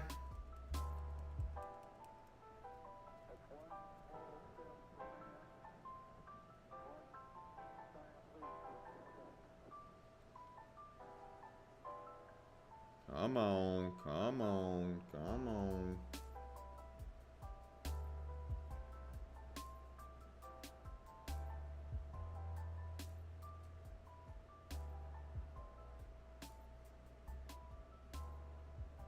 Minute to go.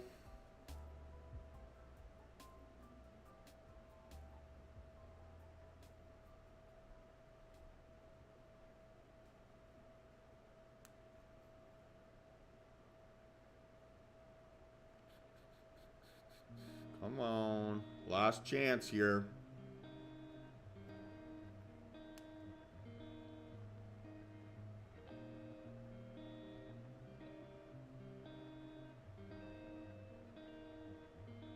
$30 seconds. 4 points. Come on.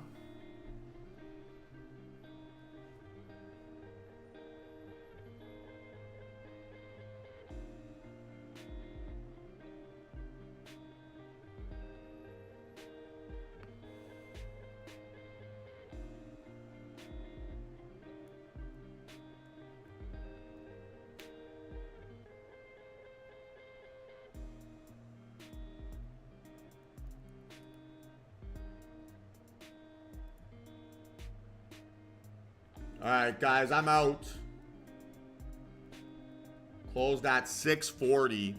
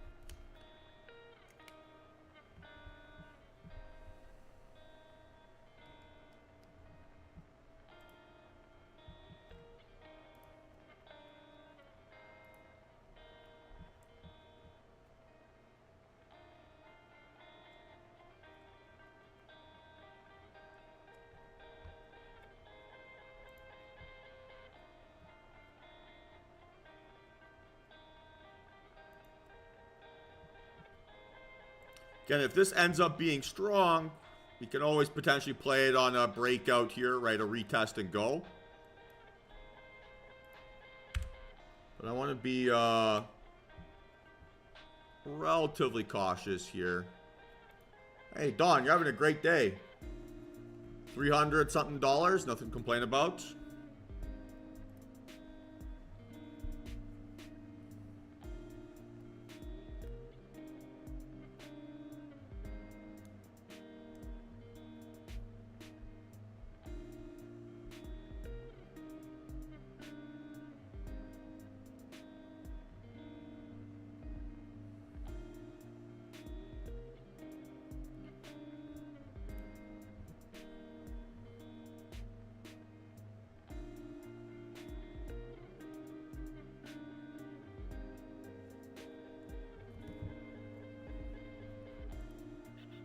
So, again, I don't feel bad about closing that there on that time frame. Not at all.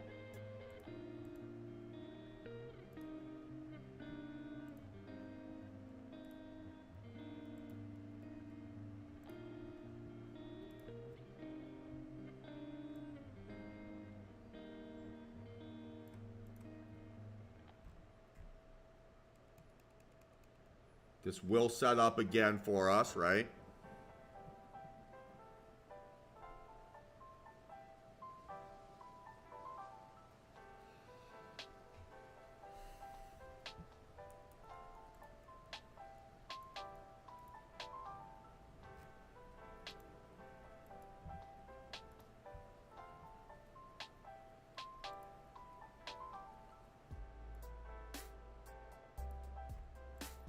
So this is still our confirmation candle now on the 3 min.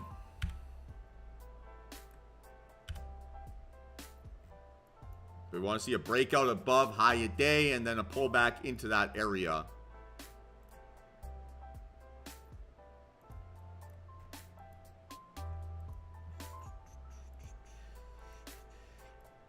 Less appealing on ES.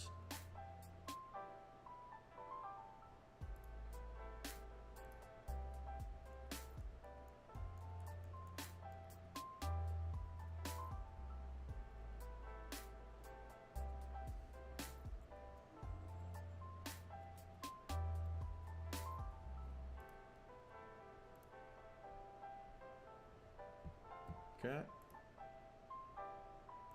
So again, stop loss 646.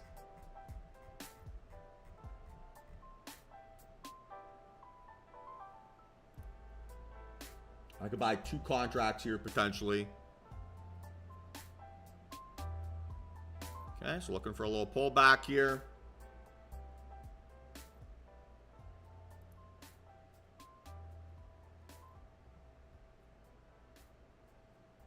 Okay, I'm in, guys. 655.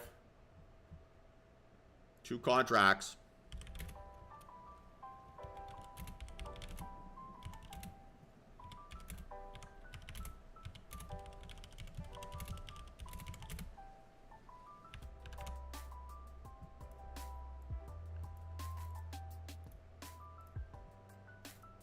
And again, going to protect this like a hawk here, right? Going to protect this like a hawk.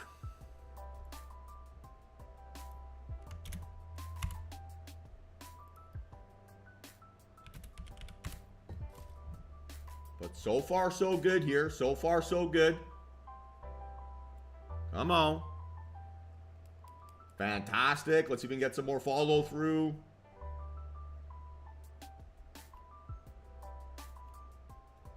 Come on. Come on. That's 500. A little bit more.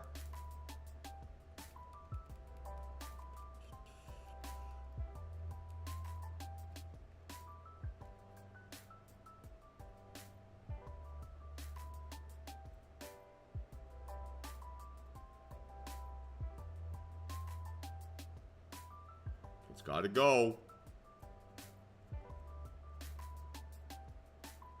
It's got to hold 660.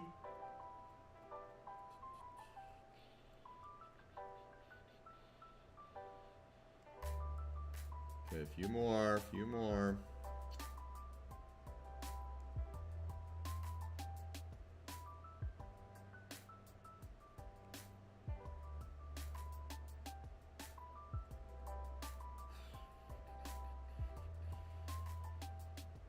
Man, making me work today again.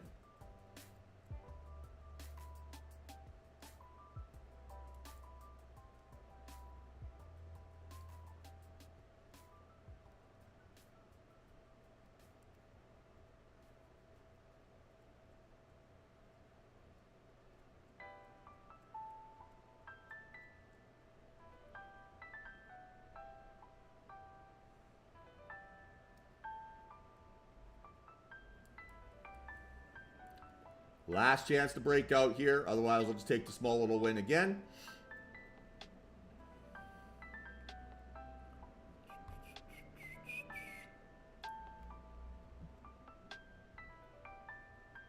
All right, come on.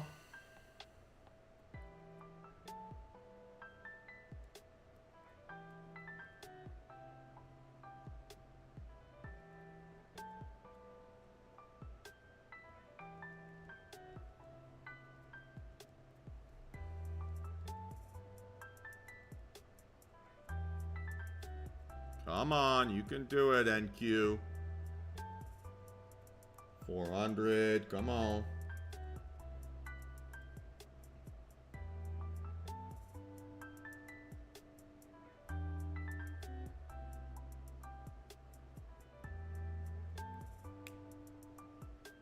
$450, so close. Give me that break. Give me that breakout here. Come on.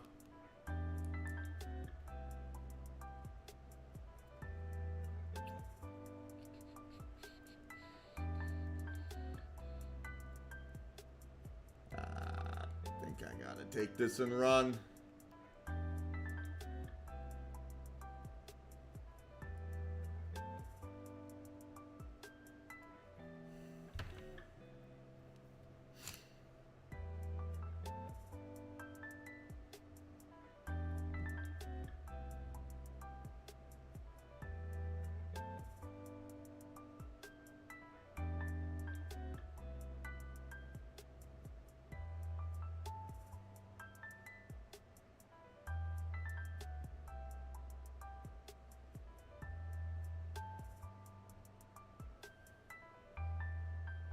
Yeah, guys, I am out of this position. I am out of this position.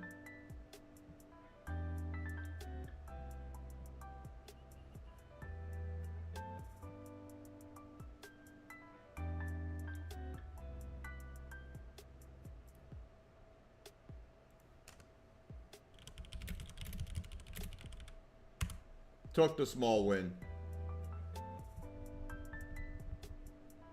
Closed at 57.50.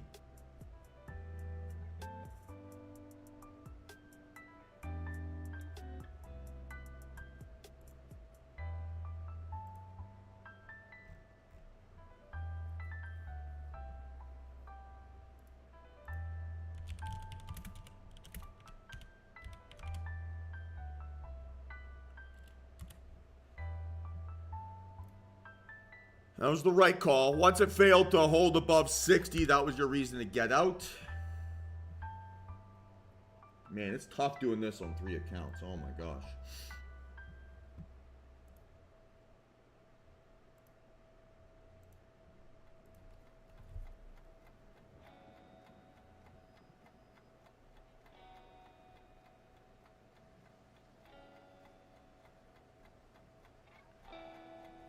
So a little bit over $100 there. So still down just a tad on the day.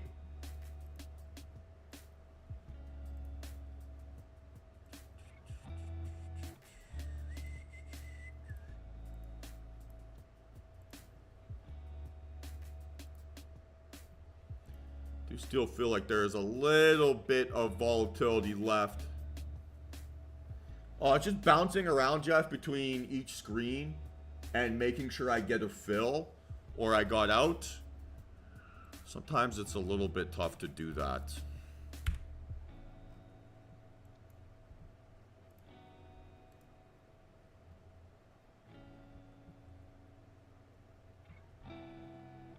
Just a little bit hectic.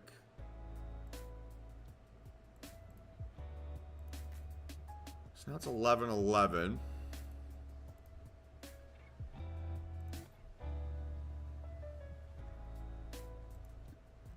looking on the Bollinger Bands here. Pretty expanded.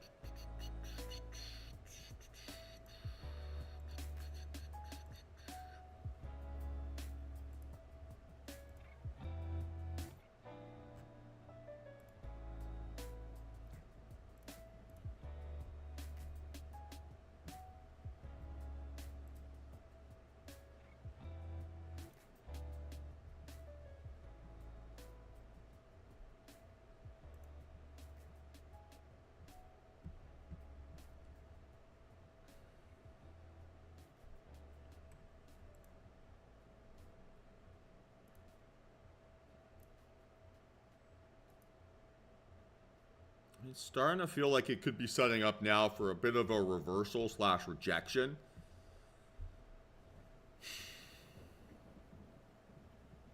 We've not been able to hold above this 58 3 candles in a row.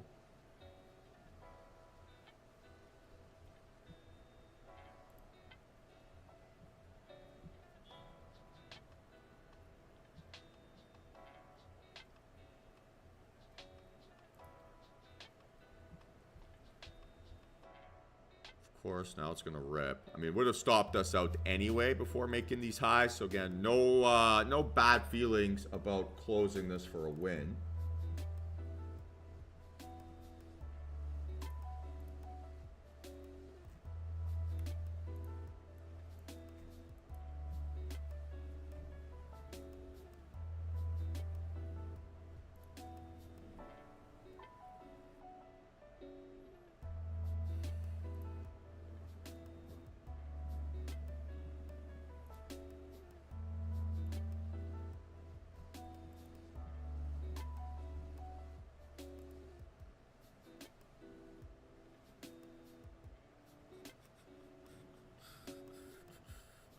How you guys feeling here so far, still team?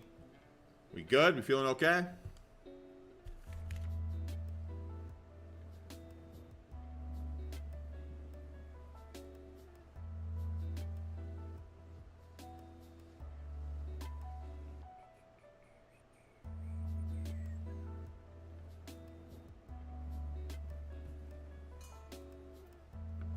Nice, Rain. Green.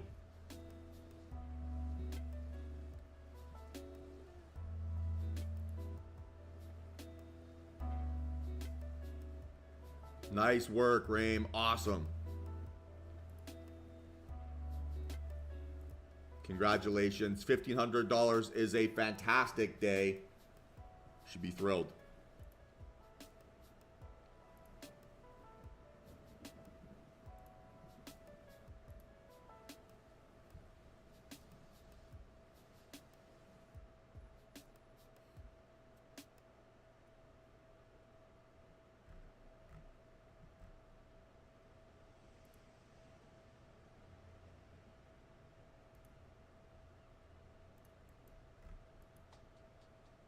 $670. 12 points.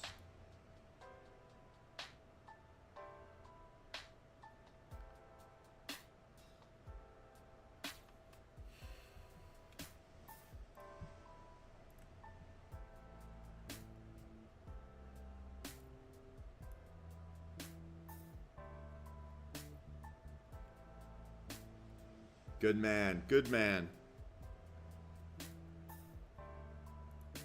So I'm very interested here in the short.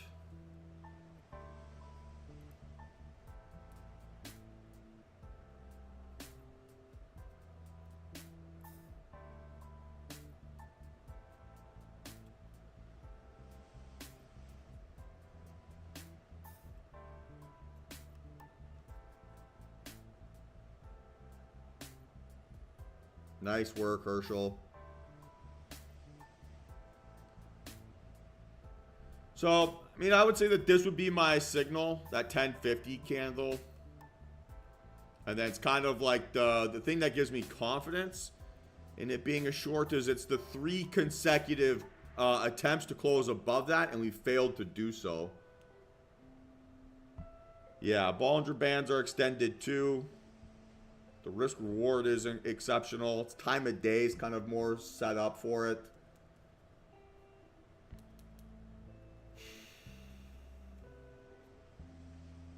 You can get good sizing here.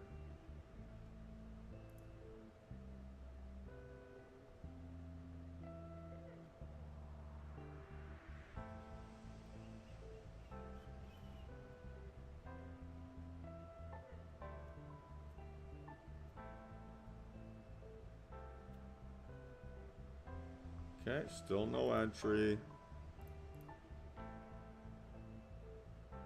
If we get another fake out in this candle to close under 58-ish,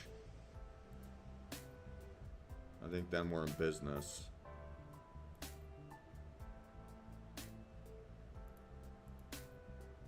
We might just be breaking out to the upside now on volume though, right? Or we could call this then a flag, a 3-min bull flag.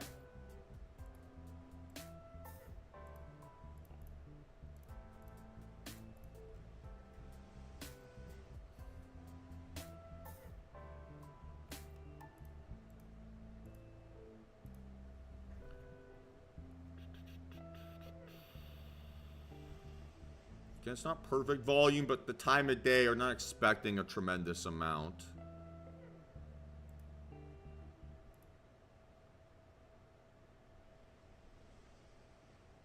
If we can close under 68, that's interesting. Possibly 3-min bull flag here, which is interesting. I do feel like there's still a little bit of action left in this day. I'm down like $167, give or take.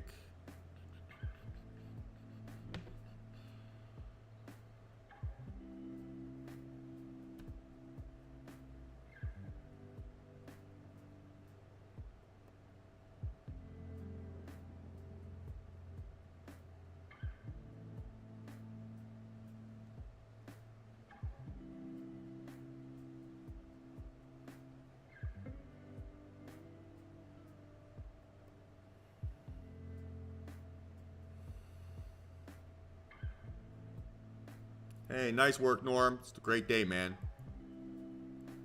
So here again, 671 would be the stop for a long.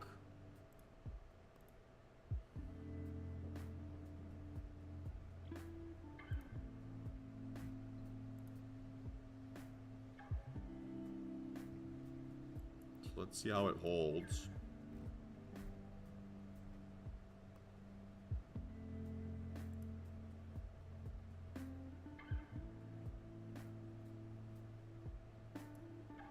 Nope, nope, nope, nope, nope, nope.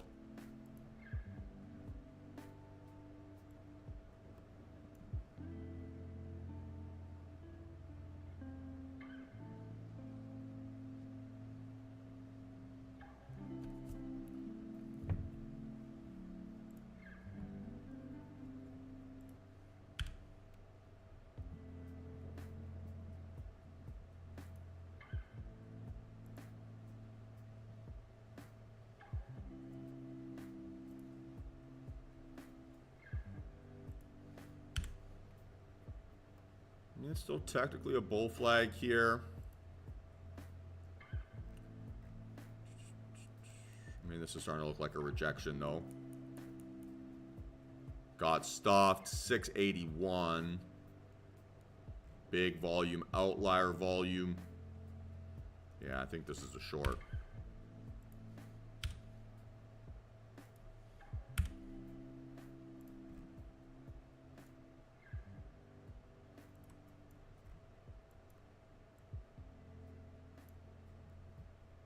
Okay, so now would be the aggressive technique. Stop loss 2670.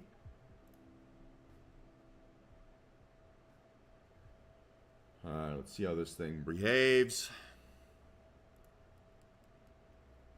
All right, I am in short, team. I am in short.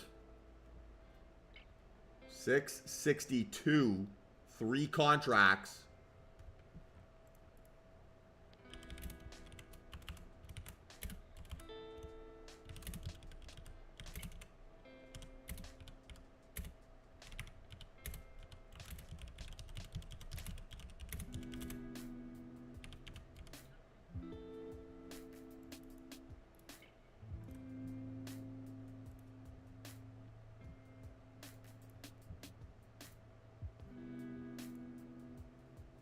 Okay, it's got to break down here quick.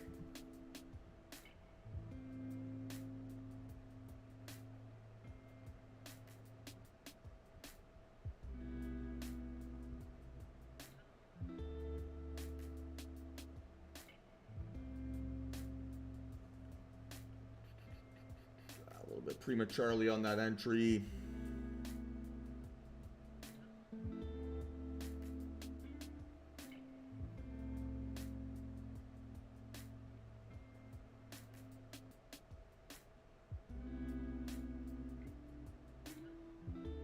There's the stop. Still think this could be okay.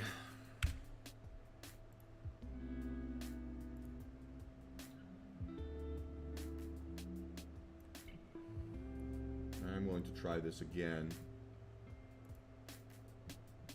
Stop would have to be 82.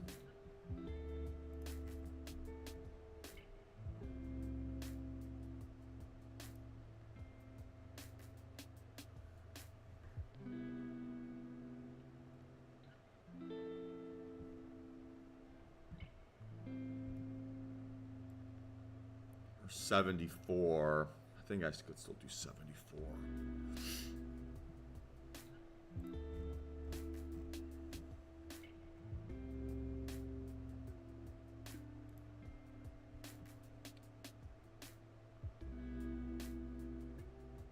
Okay, watch this candle.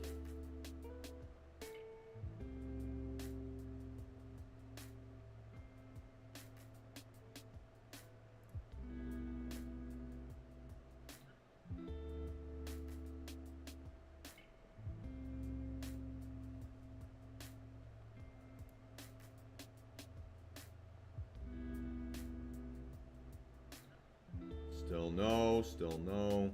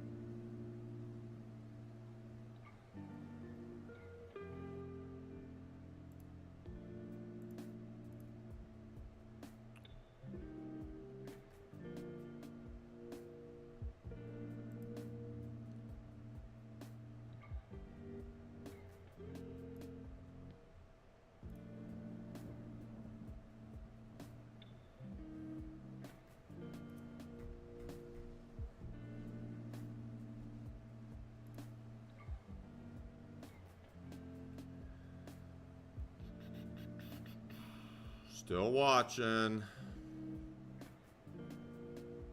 Stop loss would have to be high a day.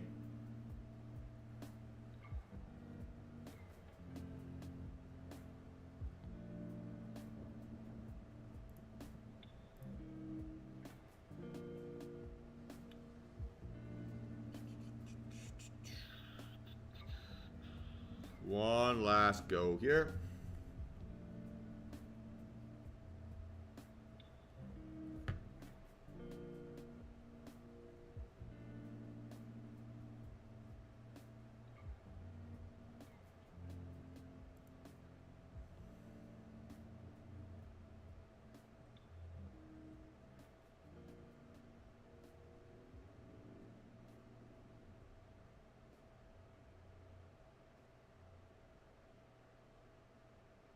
All right, I'm in 73.75.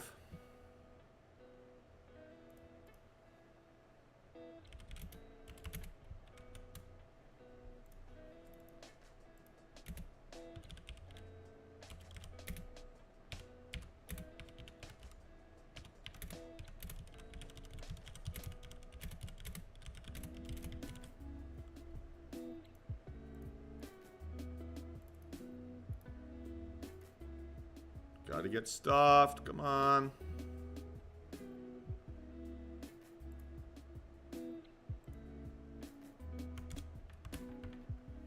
Oh, you bugger.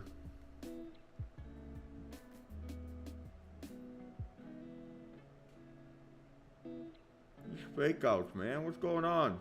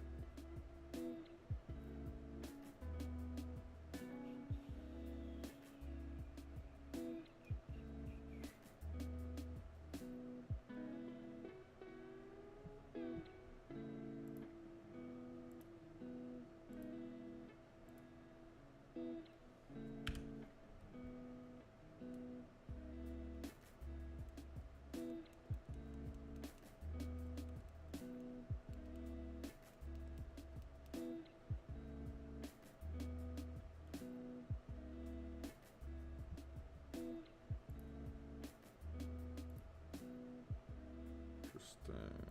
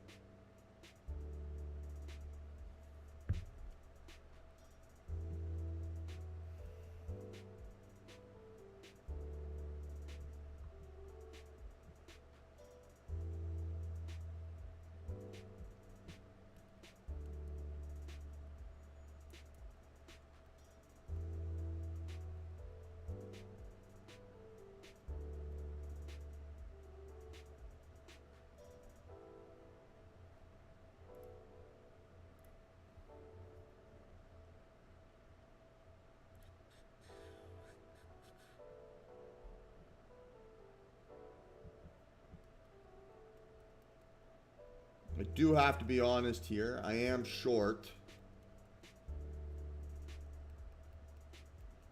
at 81.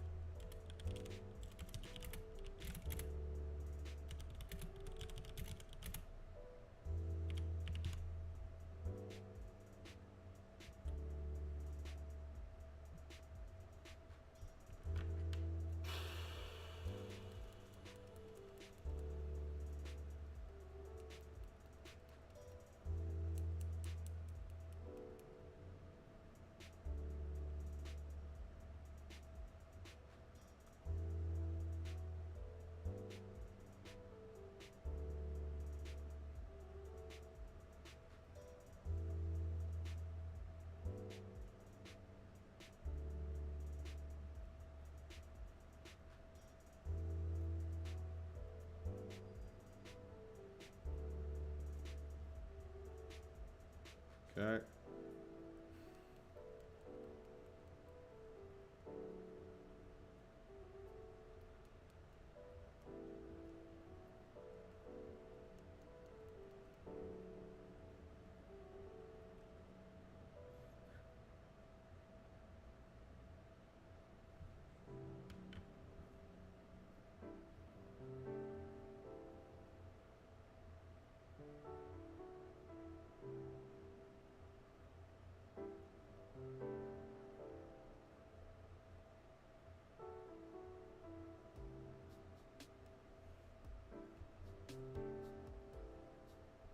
Okay, guys, I am out at 79.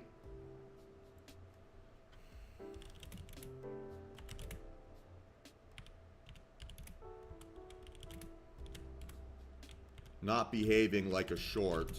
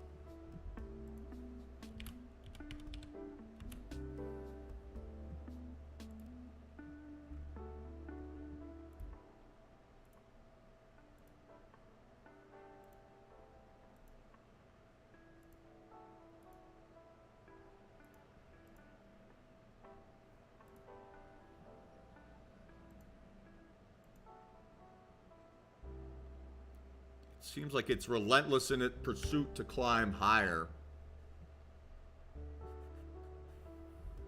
Down 409.96.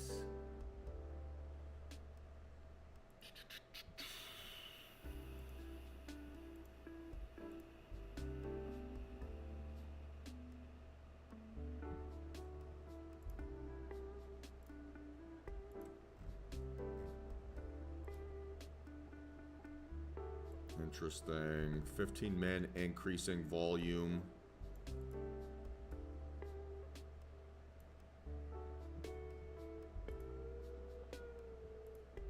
Yeah, spot on, Craig. Spot on. Like, it feels like it might be more of a long. Just as like a grind trade higher. 3 for 5.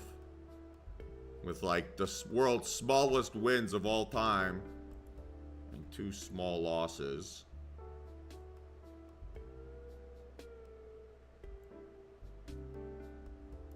This doesn't feel like the volatility is dead here yet on the day.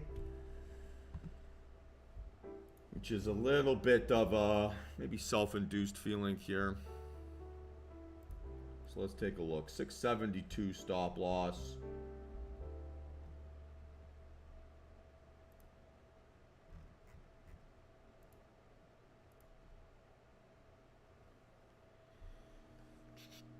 Only be one con.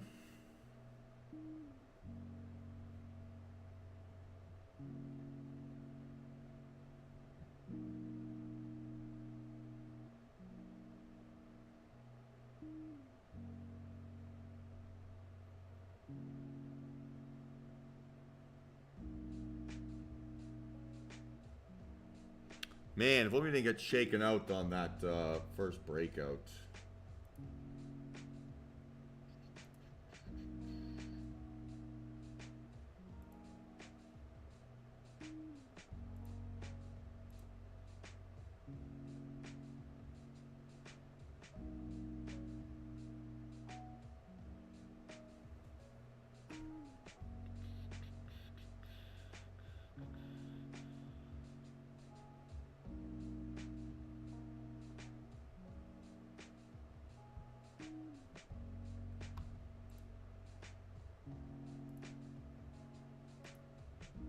ES is a lunatic too.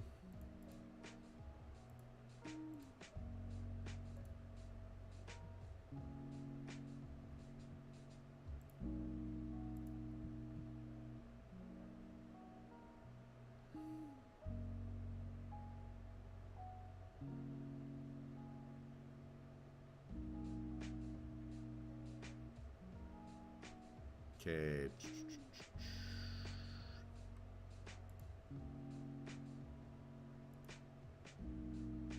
So it's got to get under 88.75.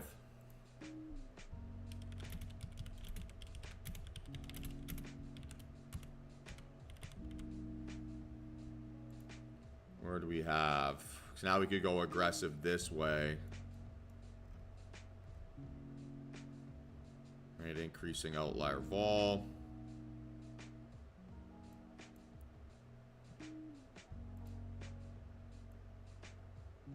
Or still this. This might still be better.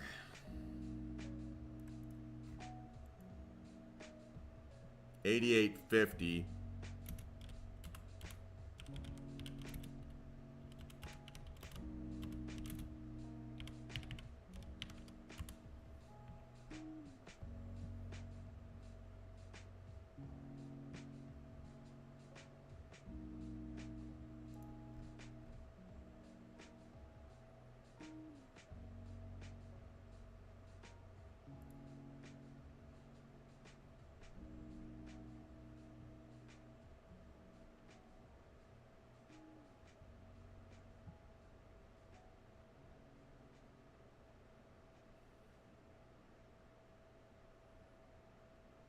So I'm in 688.25 in 688.25.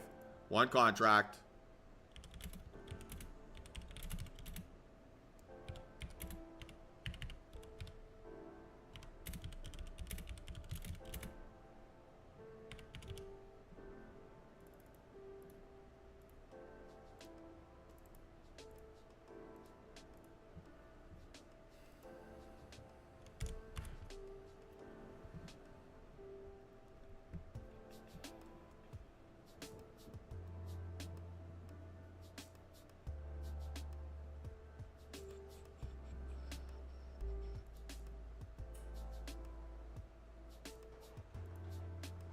All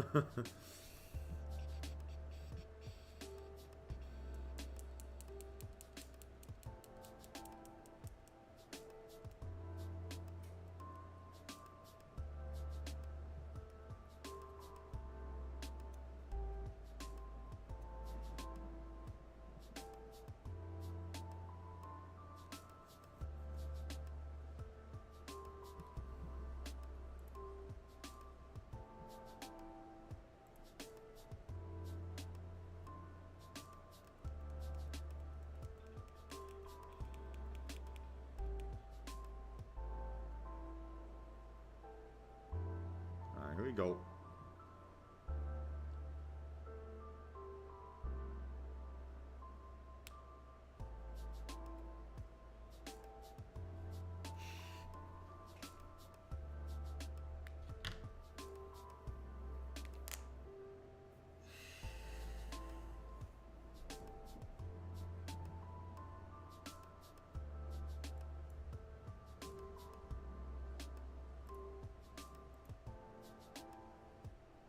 I mean, so far, so good.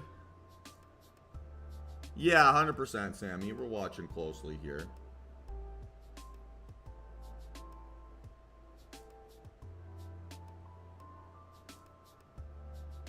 Hopefully. Okay, so we want to see it hold and break out above 700 with some oomph.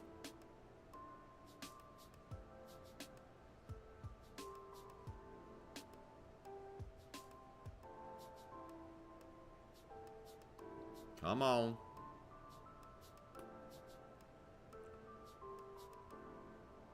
Everything just keeps squeezing, which I find very fascinating.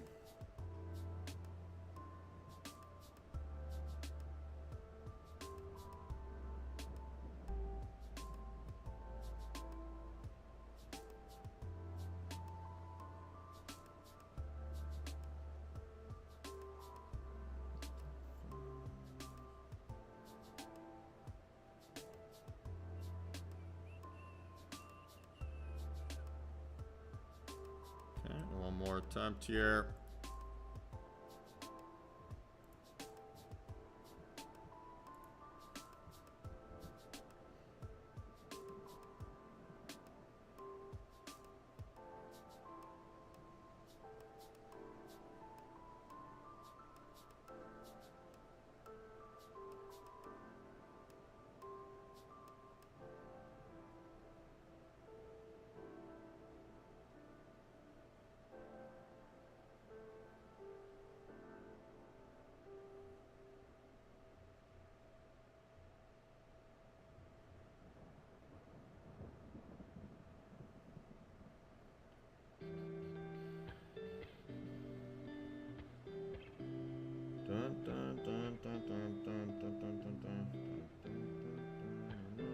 It's like a stairway to heaven here. All right, come on.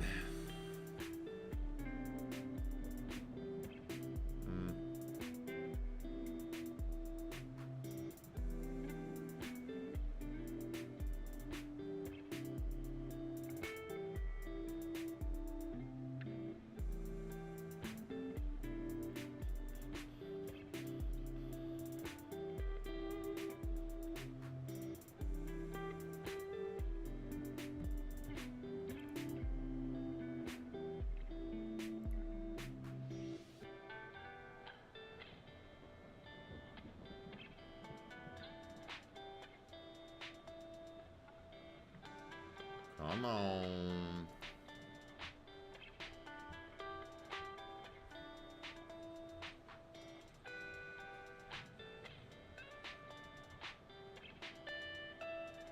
Precarious.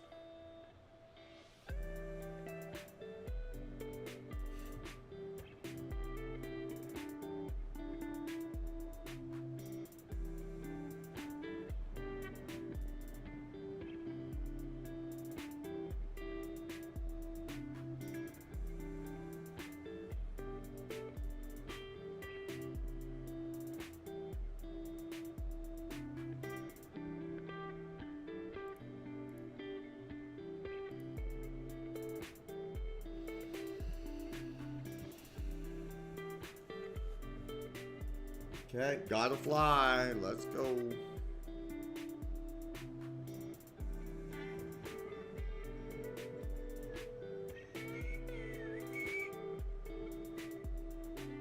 You could do it. The annoying thing with days like today is when I feel very calm.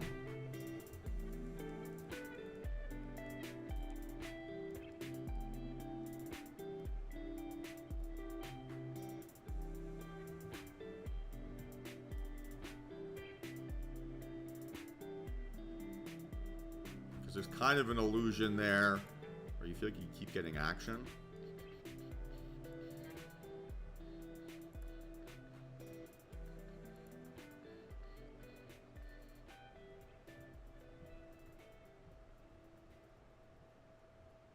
It's down $25. Like, oh boy.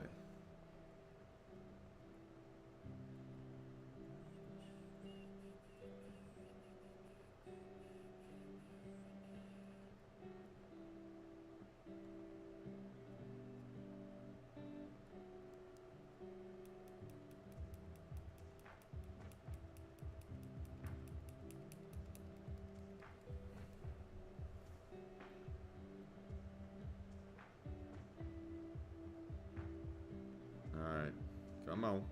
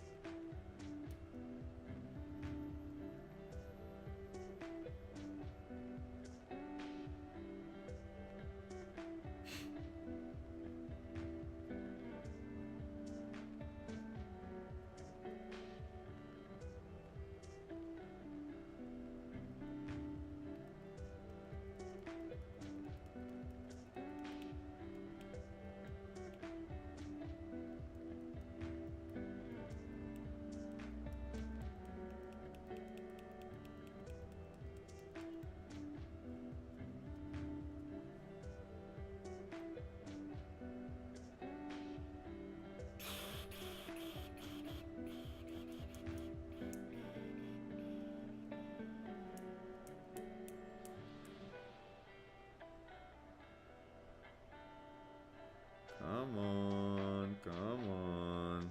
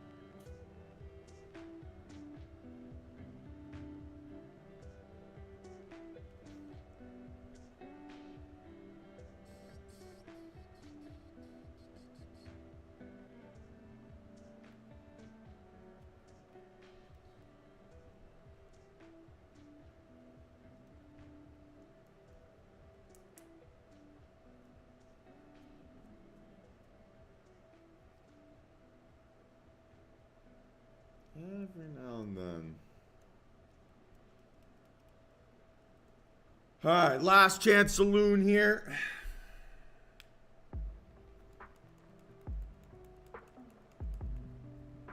I feel good about that absorption. I feel bad about how long it's taking. That makes me feel as if I could get a better entry.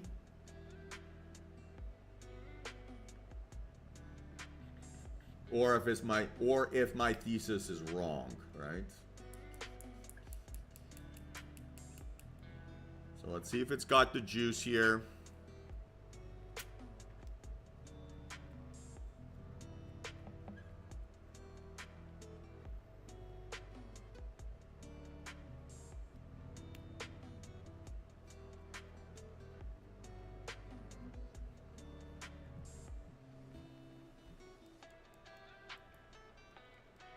For whatever reason, October to now, I have had to feel like I'm working for a living.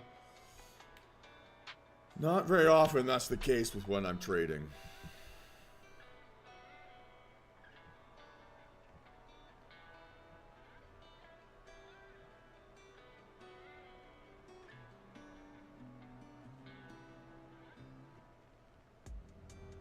I mean, those were some famous last words.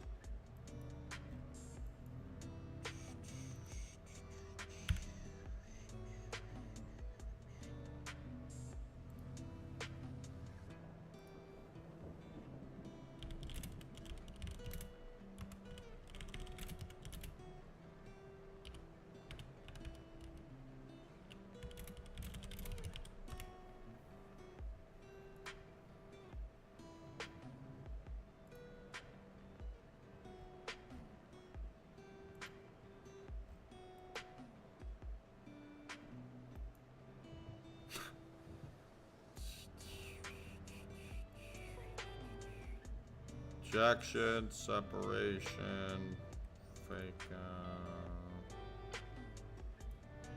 What a nasty move.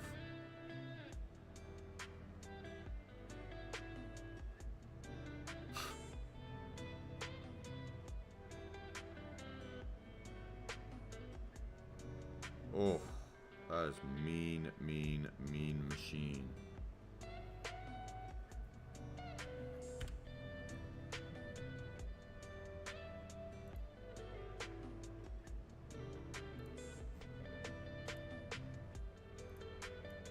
Frick.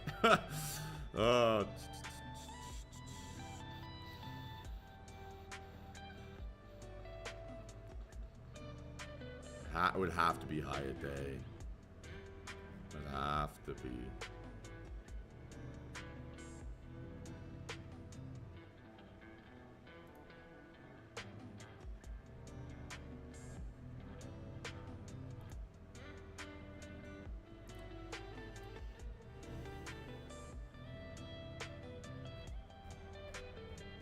Problem is I'm taking these shots. What's the problem?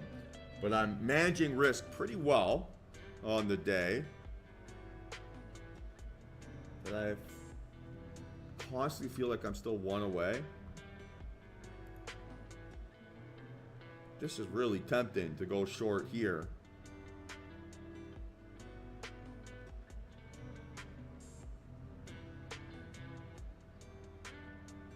Fake out, separation, increasing outlier vol. Yeah, sounds good. I feel like I need 40 points.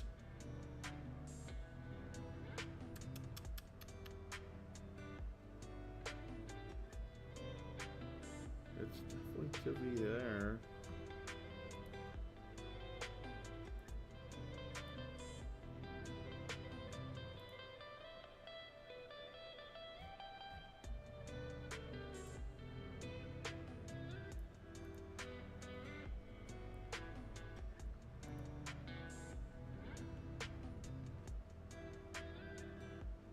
This is increasing volume. I don't think I can avoid this.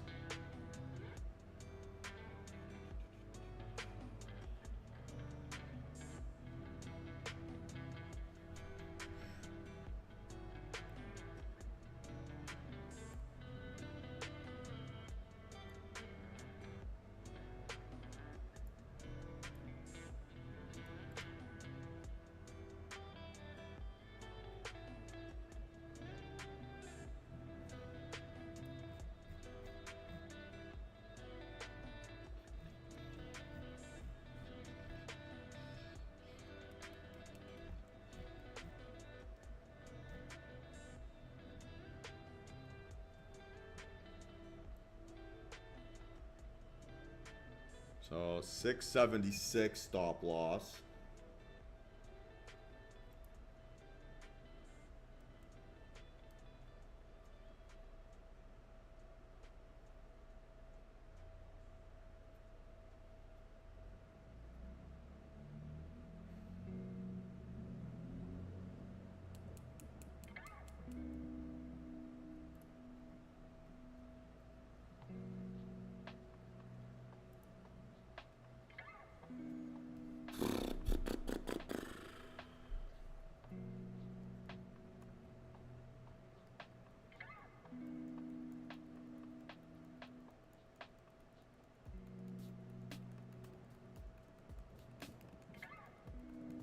Still no, right? Still no.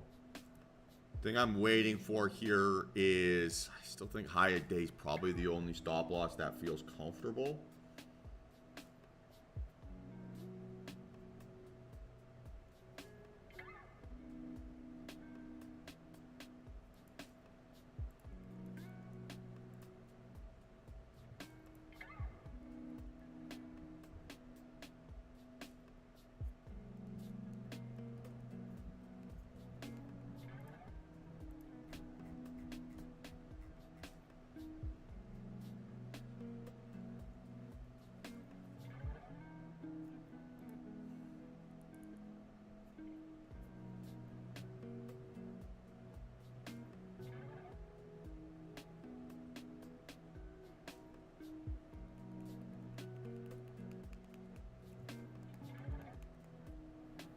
Ay, ay, ay.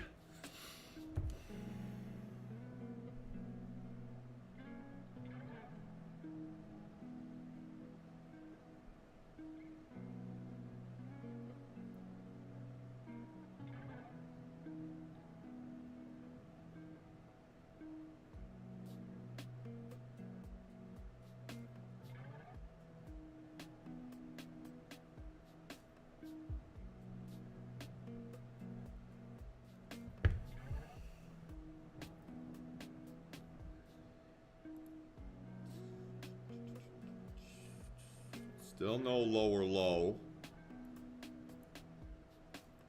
This is tough.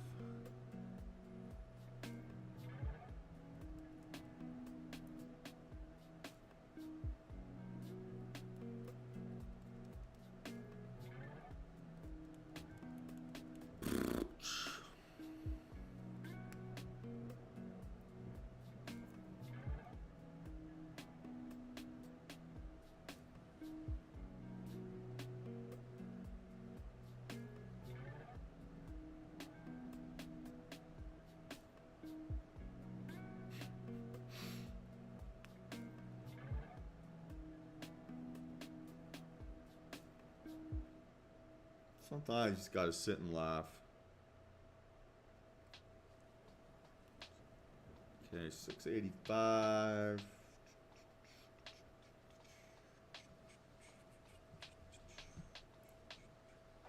This is ideally the zone, right?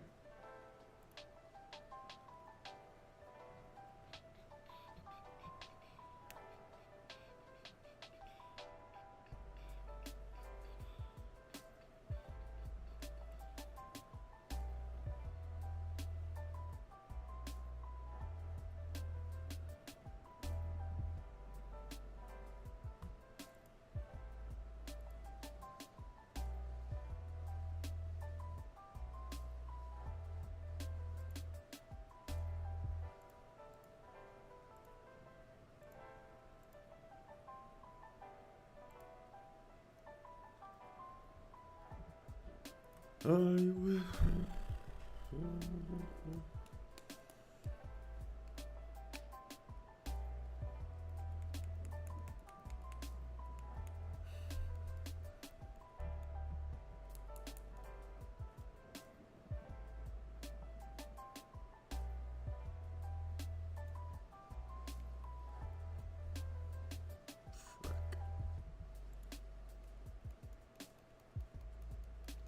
With me?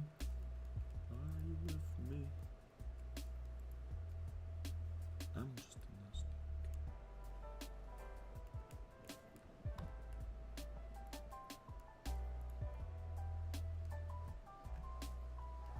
Okay, 18 seconds here. Let's see how this goes.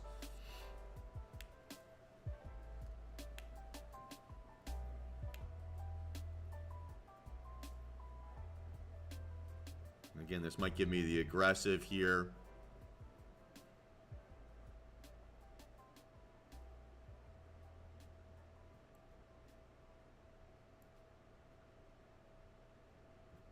Okay, as is, stop loss 75.25.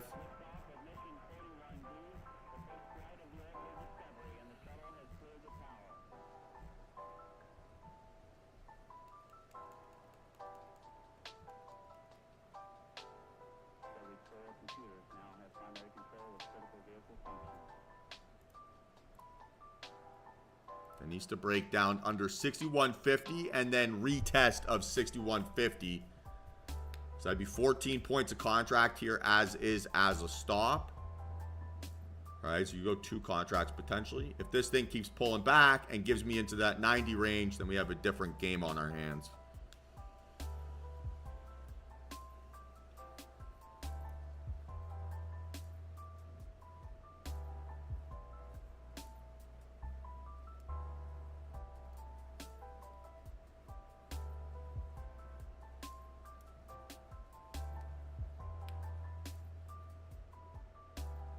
Again, still waiting. That pullback too fast.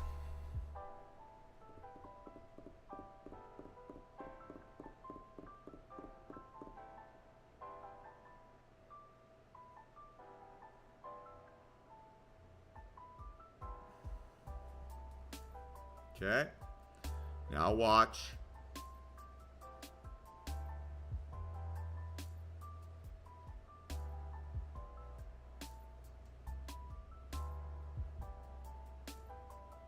All right, beautiful. So I am in 64.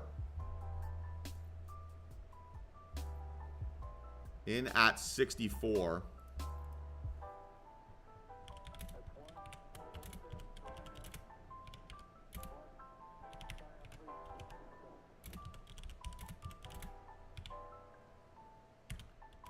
Uh, 676.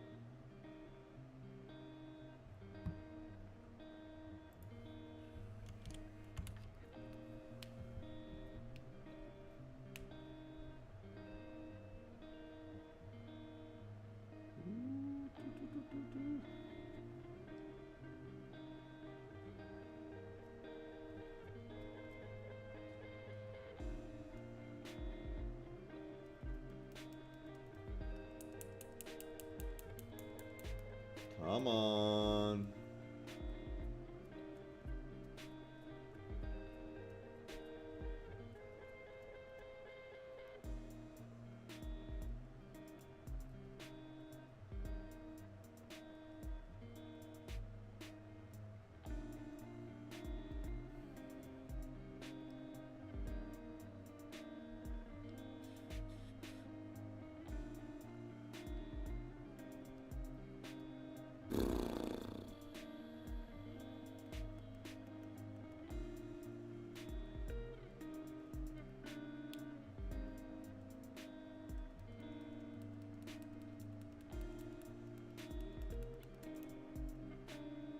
Come on.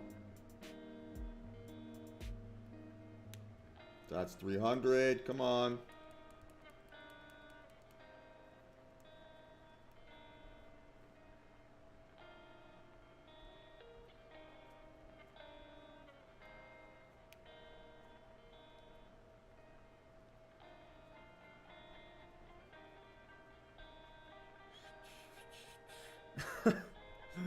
Oh, what a day.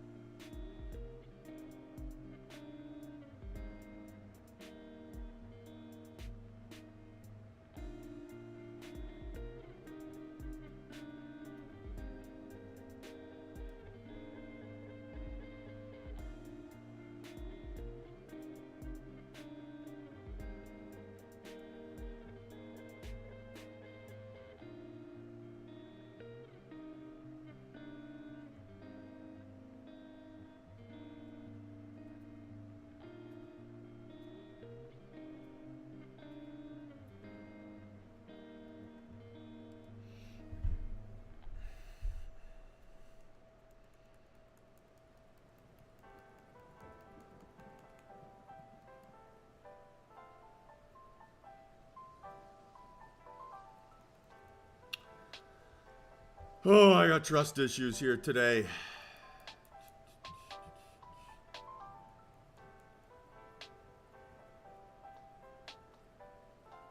Feels like it wants to. It feels like it wants to. It also feels like it doesn't want to move at the other breath.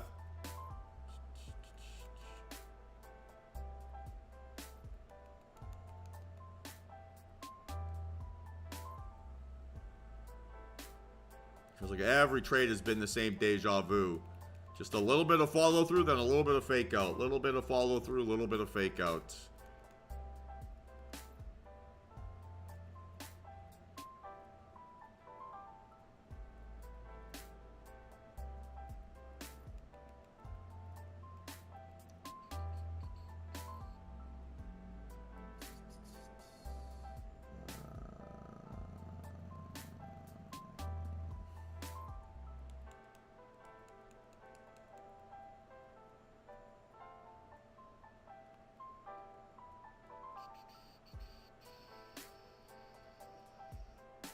Come on.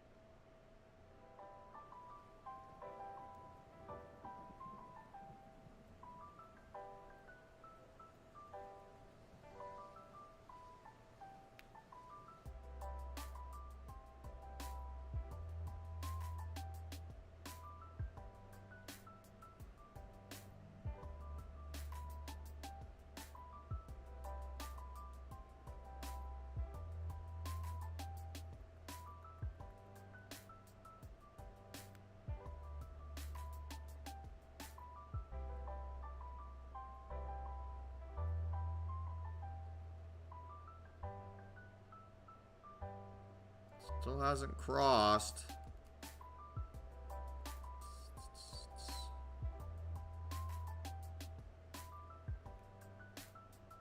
Ah, you dirty bugger.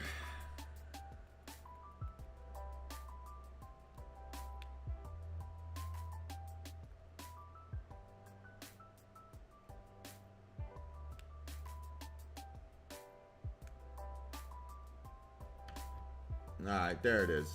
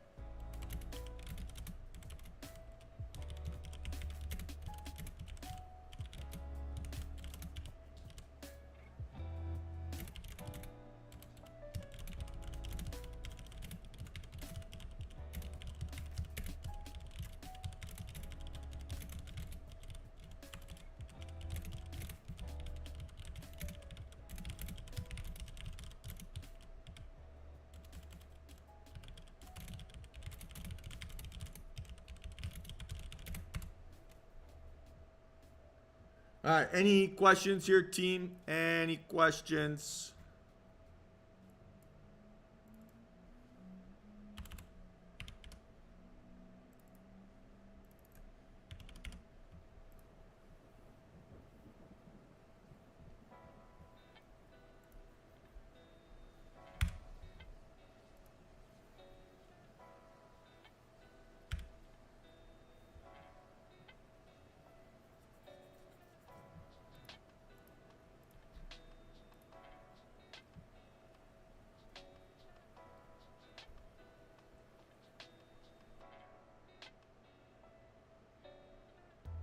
Sounds good, Sammy. Enjoy the rest of your day, man.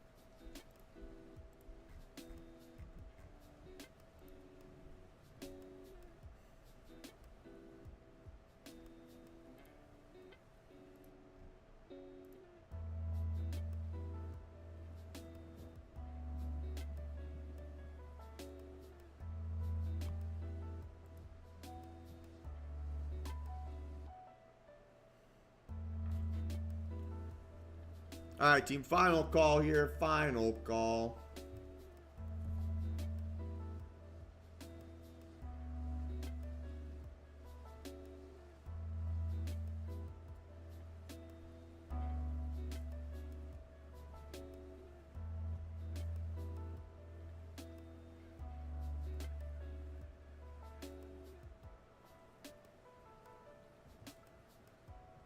Sounds good, Roberto. Enjoy the rest of your day, man.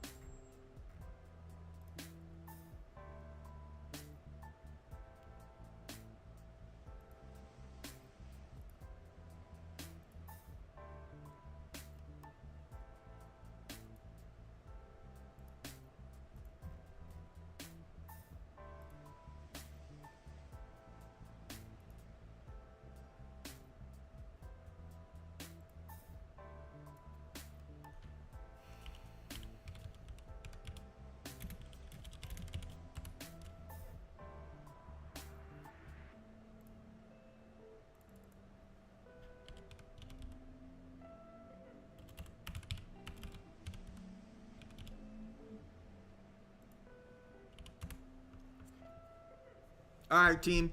Well, if no further questions, I'm going to kill the stream here for the day. Same deal like always, right? If you have any questions, hit me up outside of market hours, and I'll do my best to get back to you as soon as I can. I'm going to focus a little bit on my take profit technique here in the next couple days.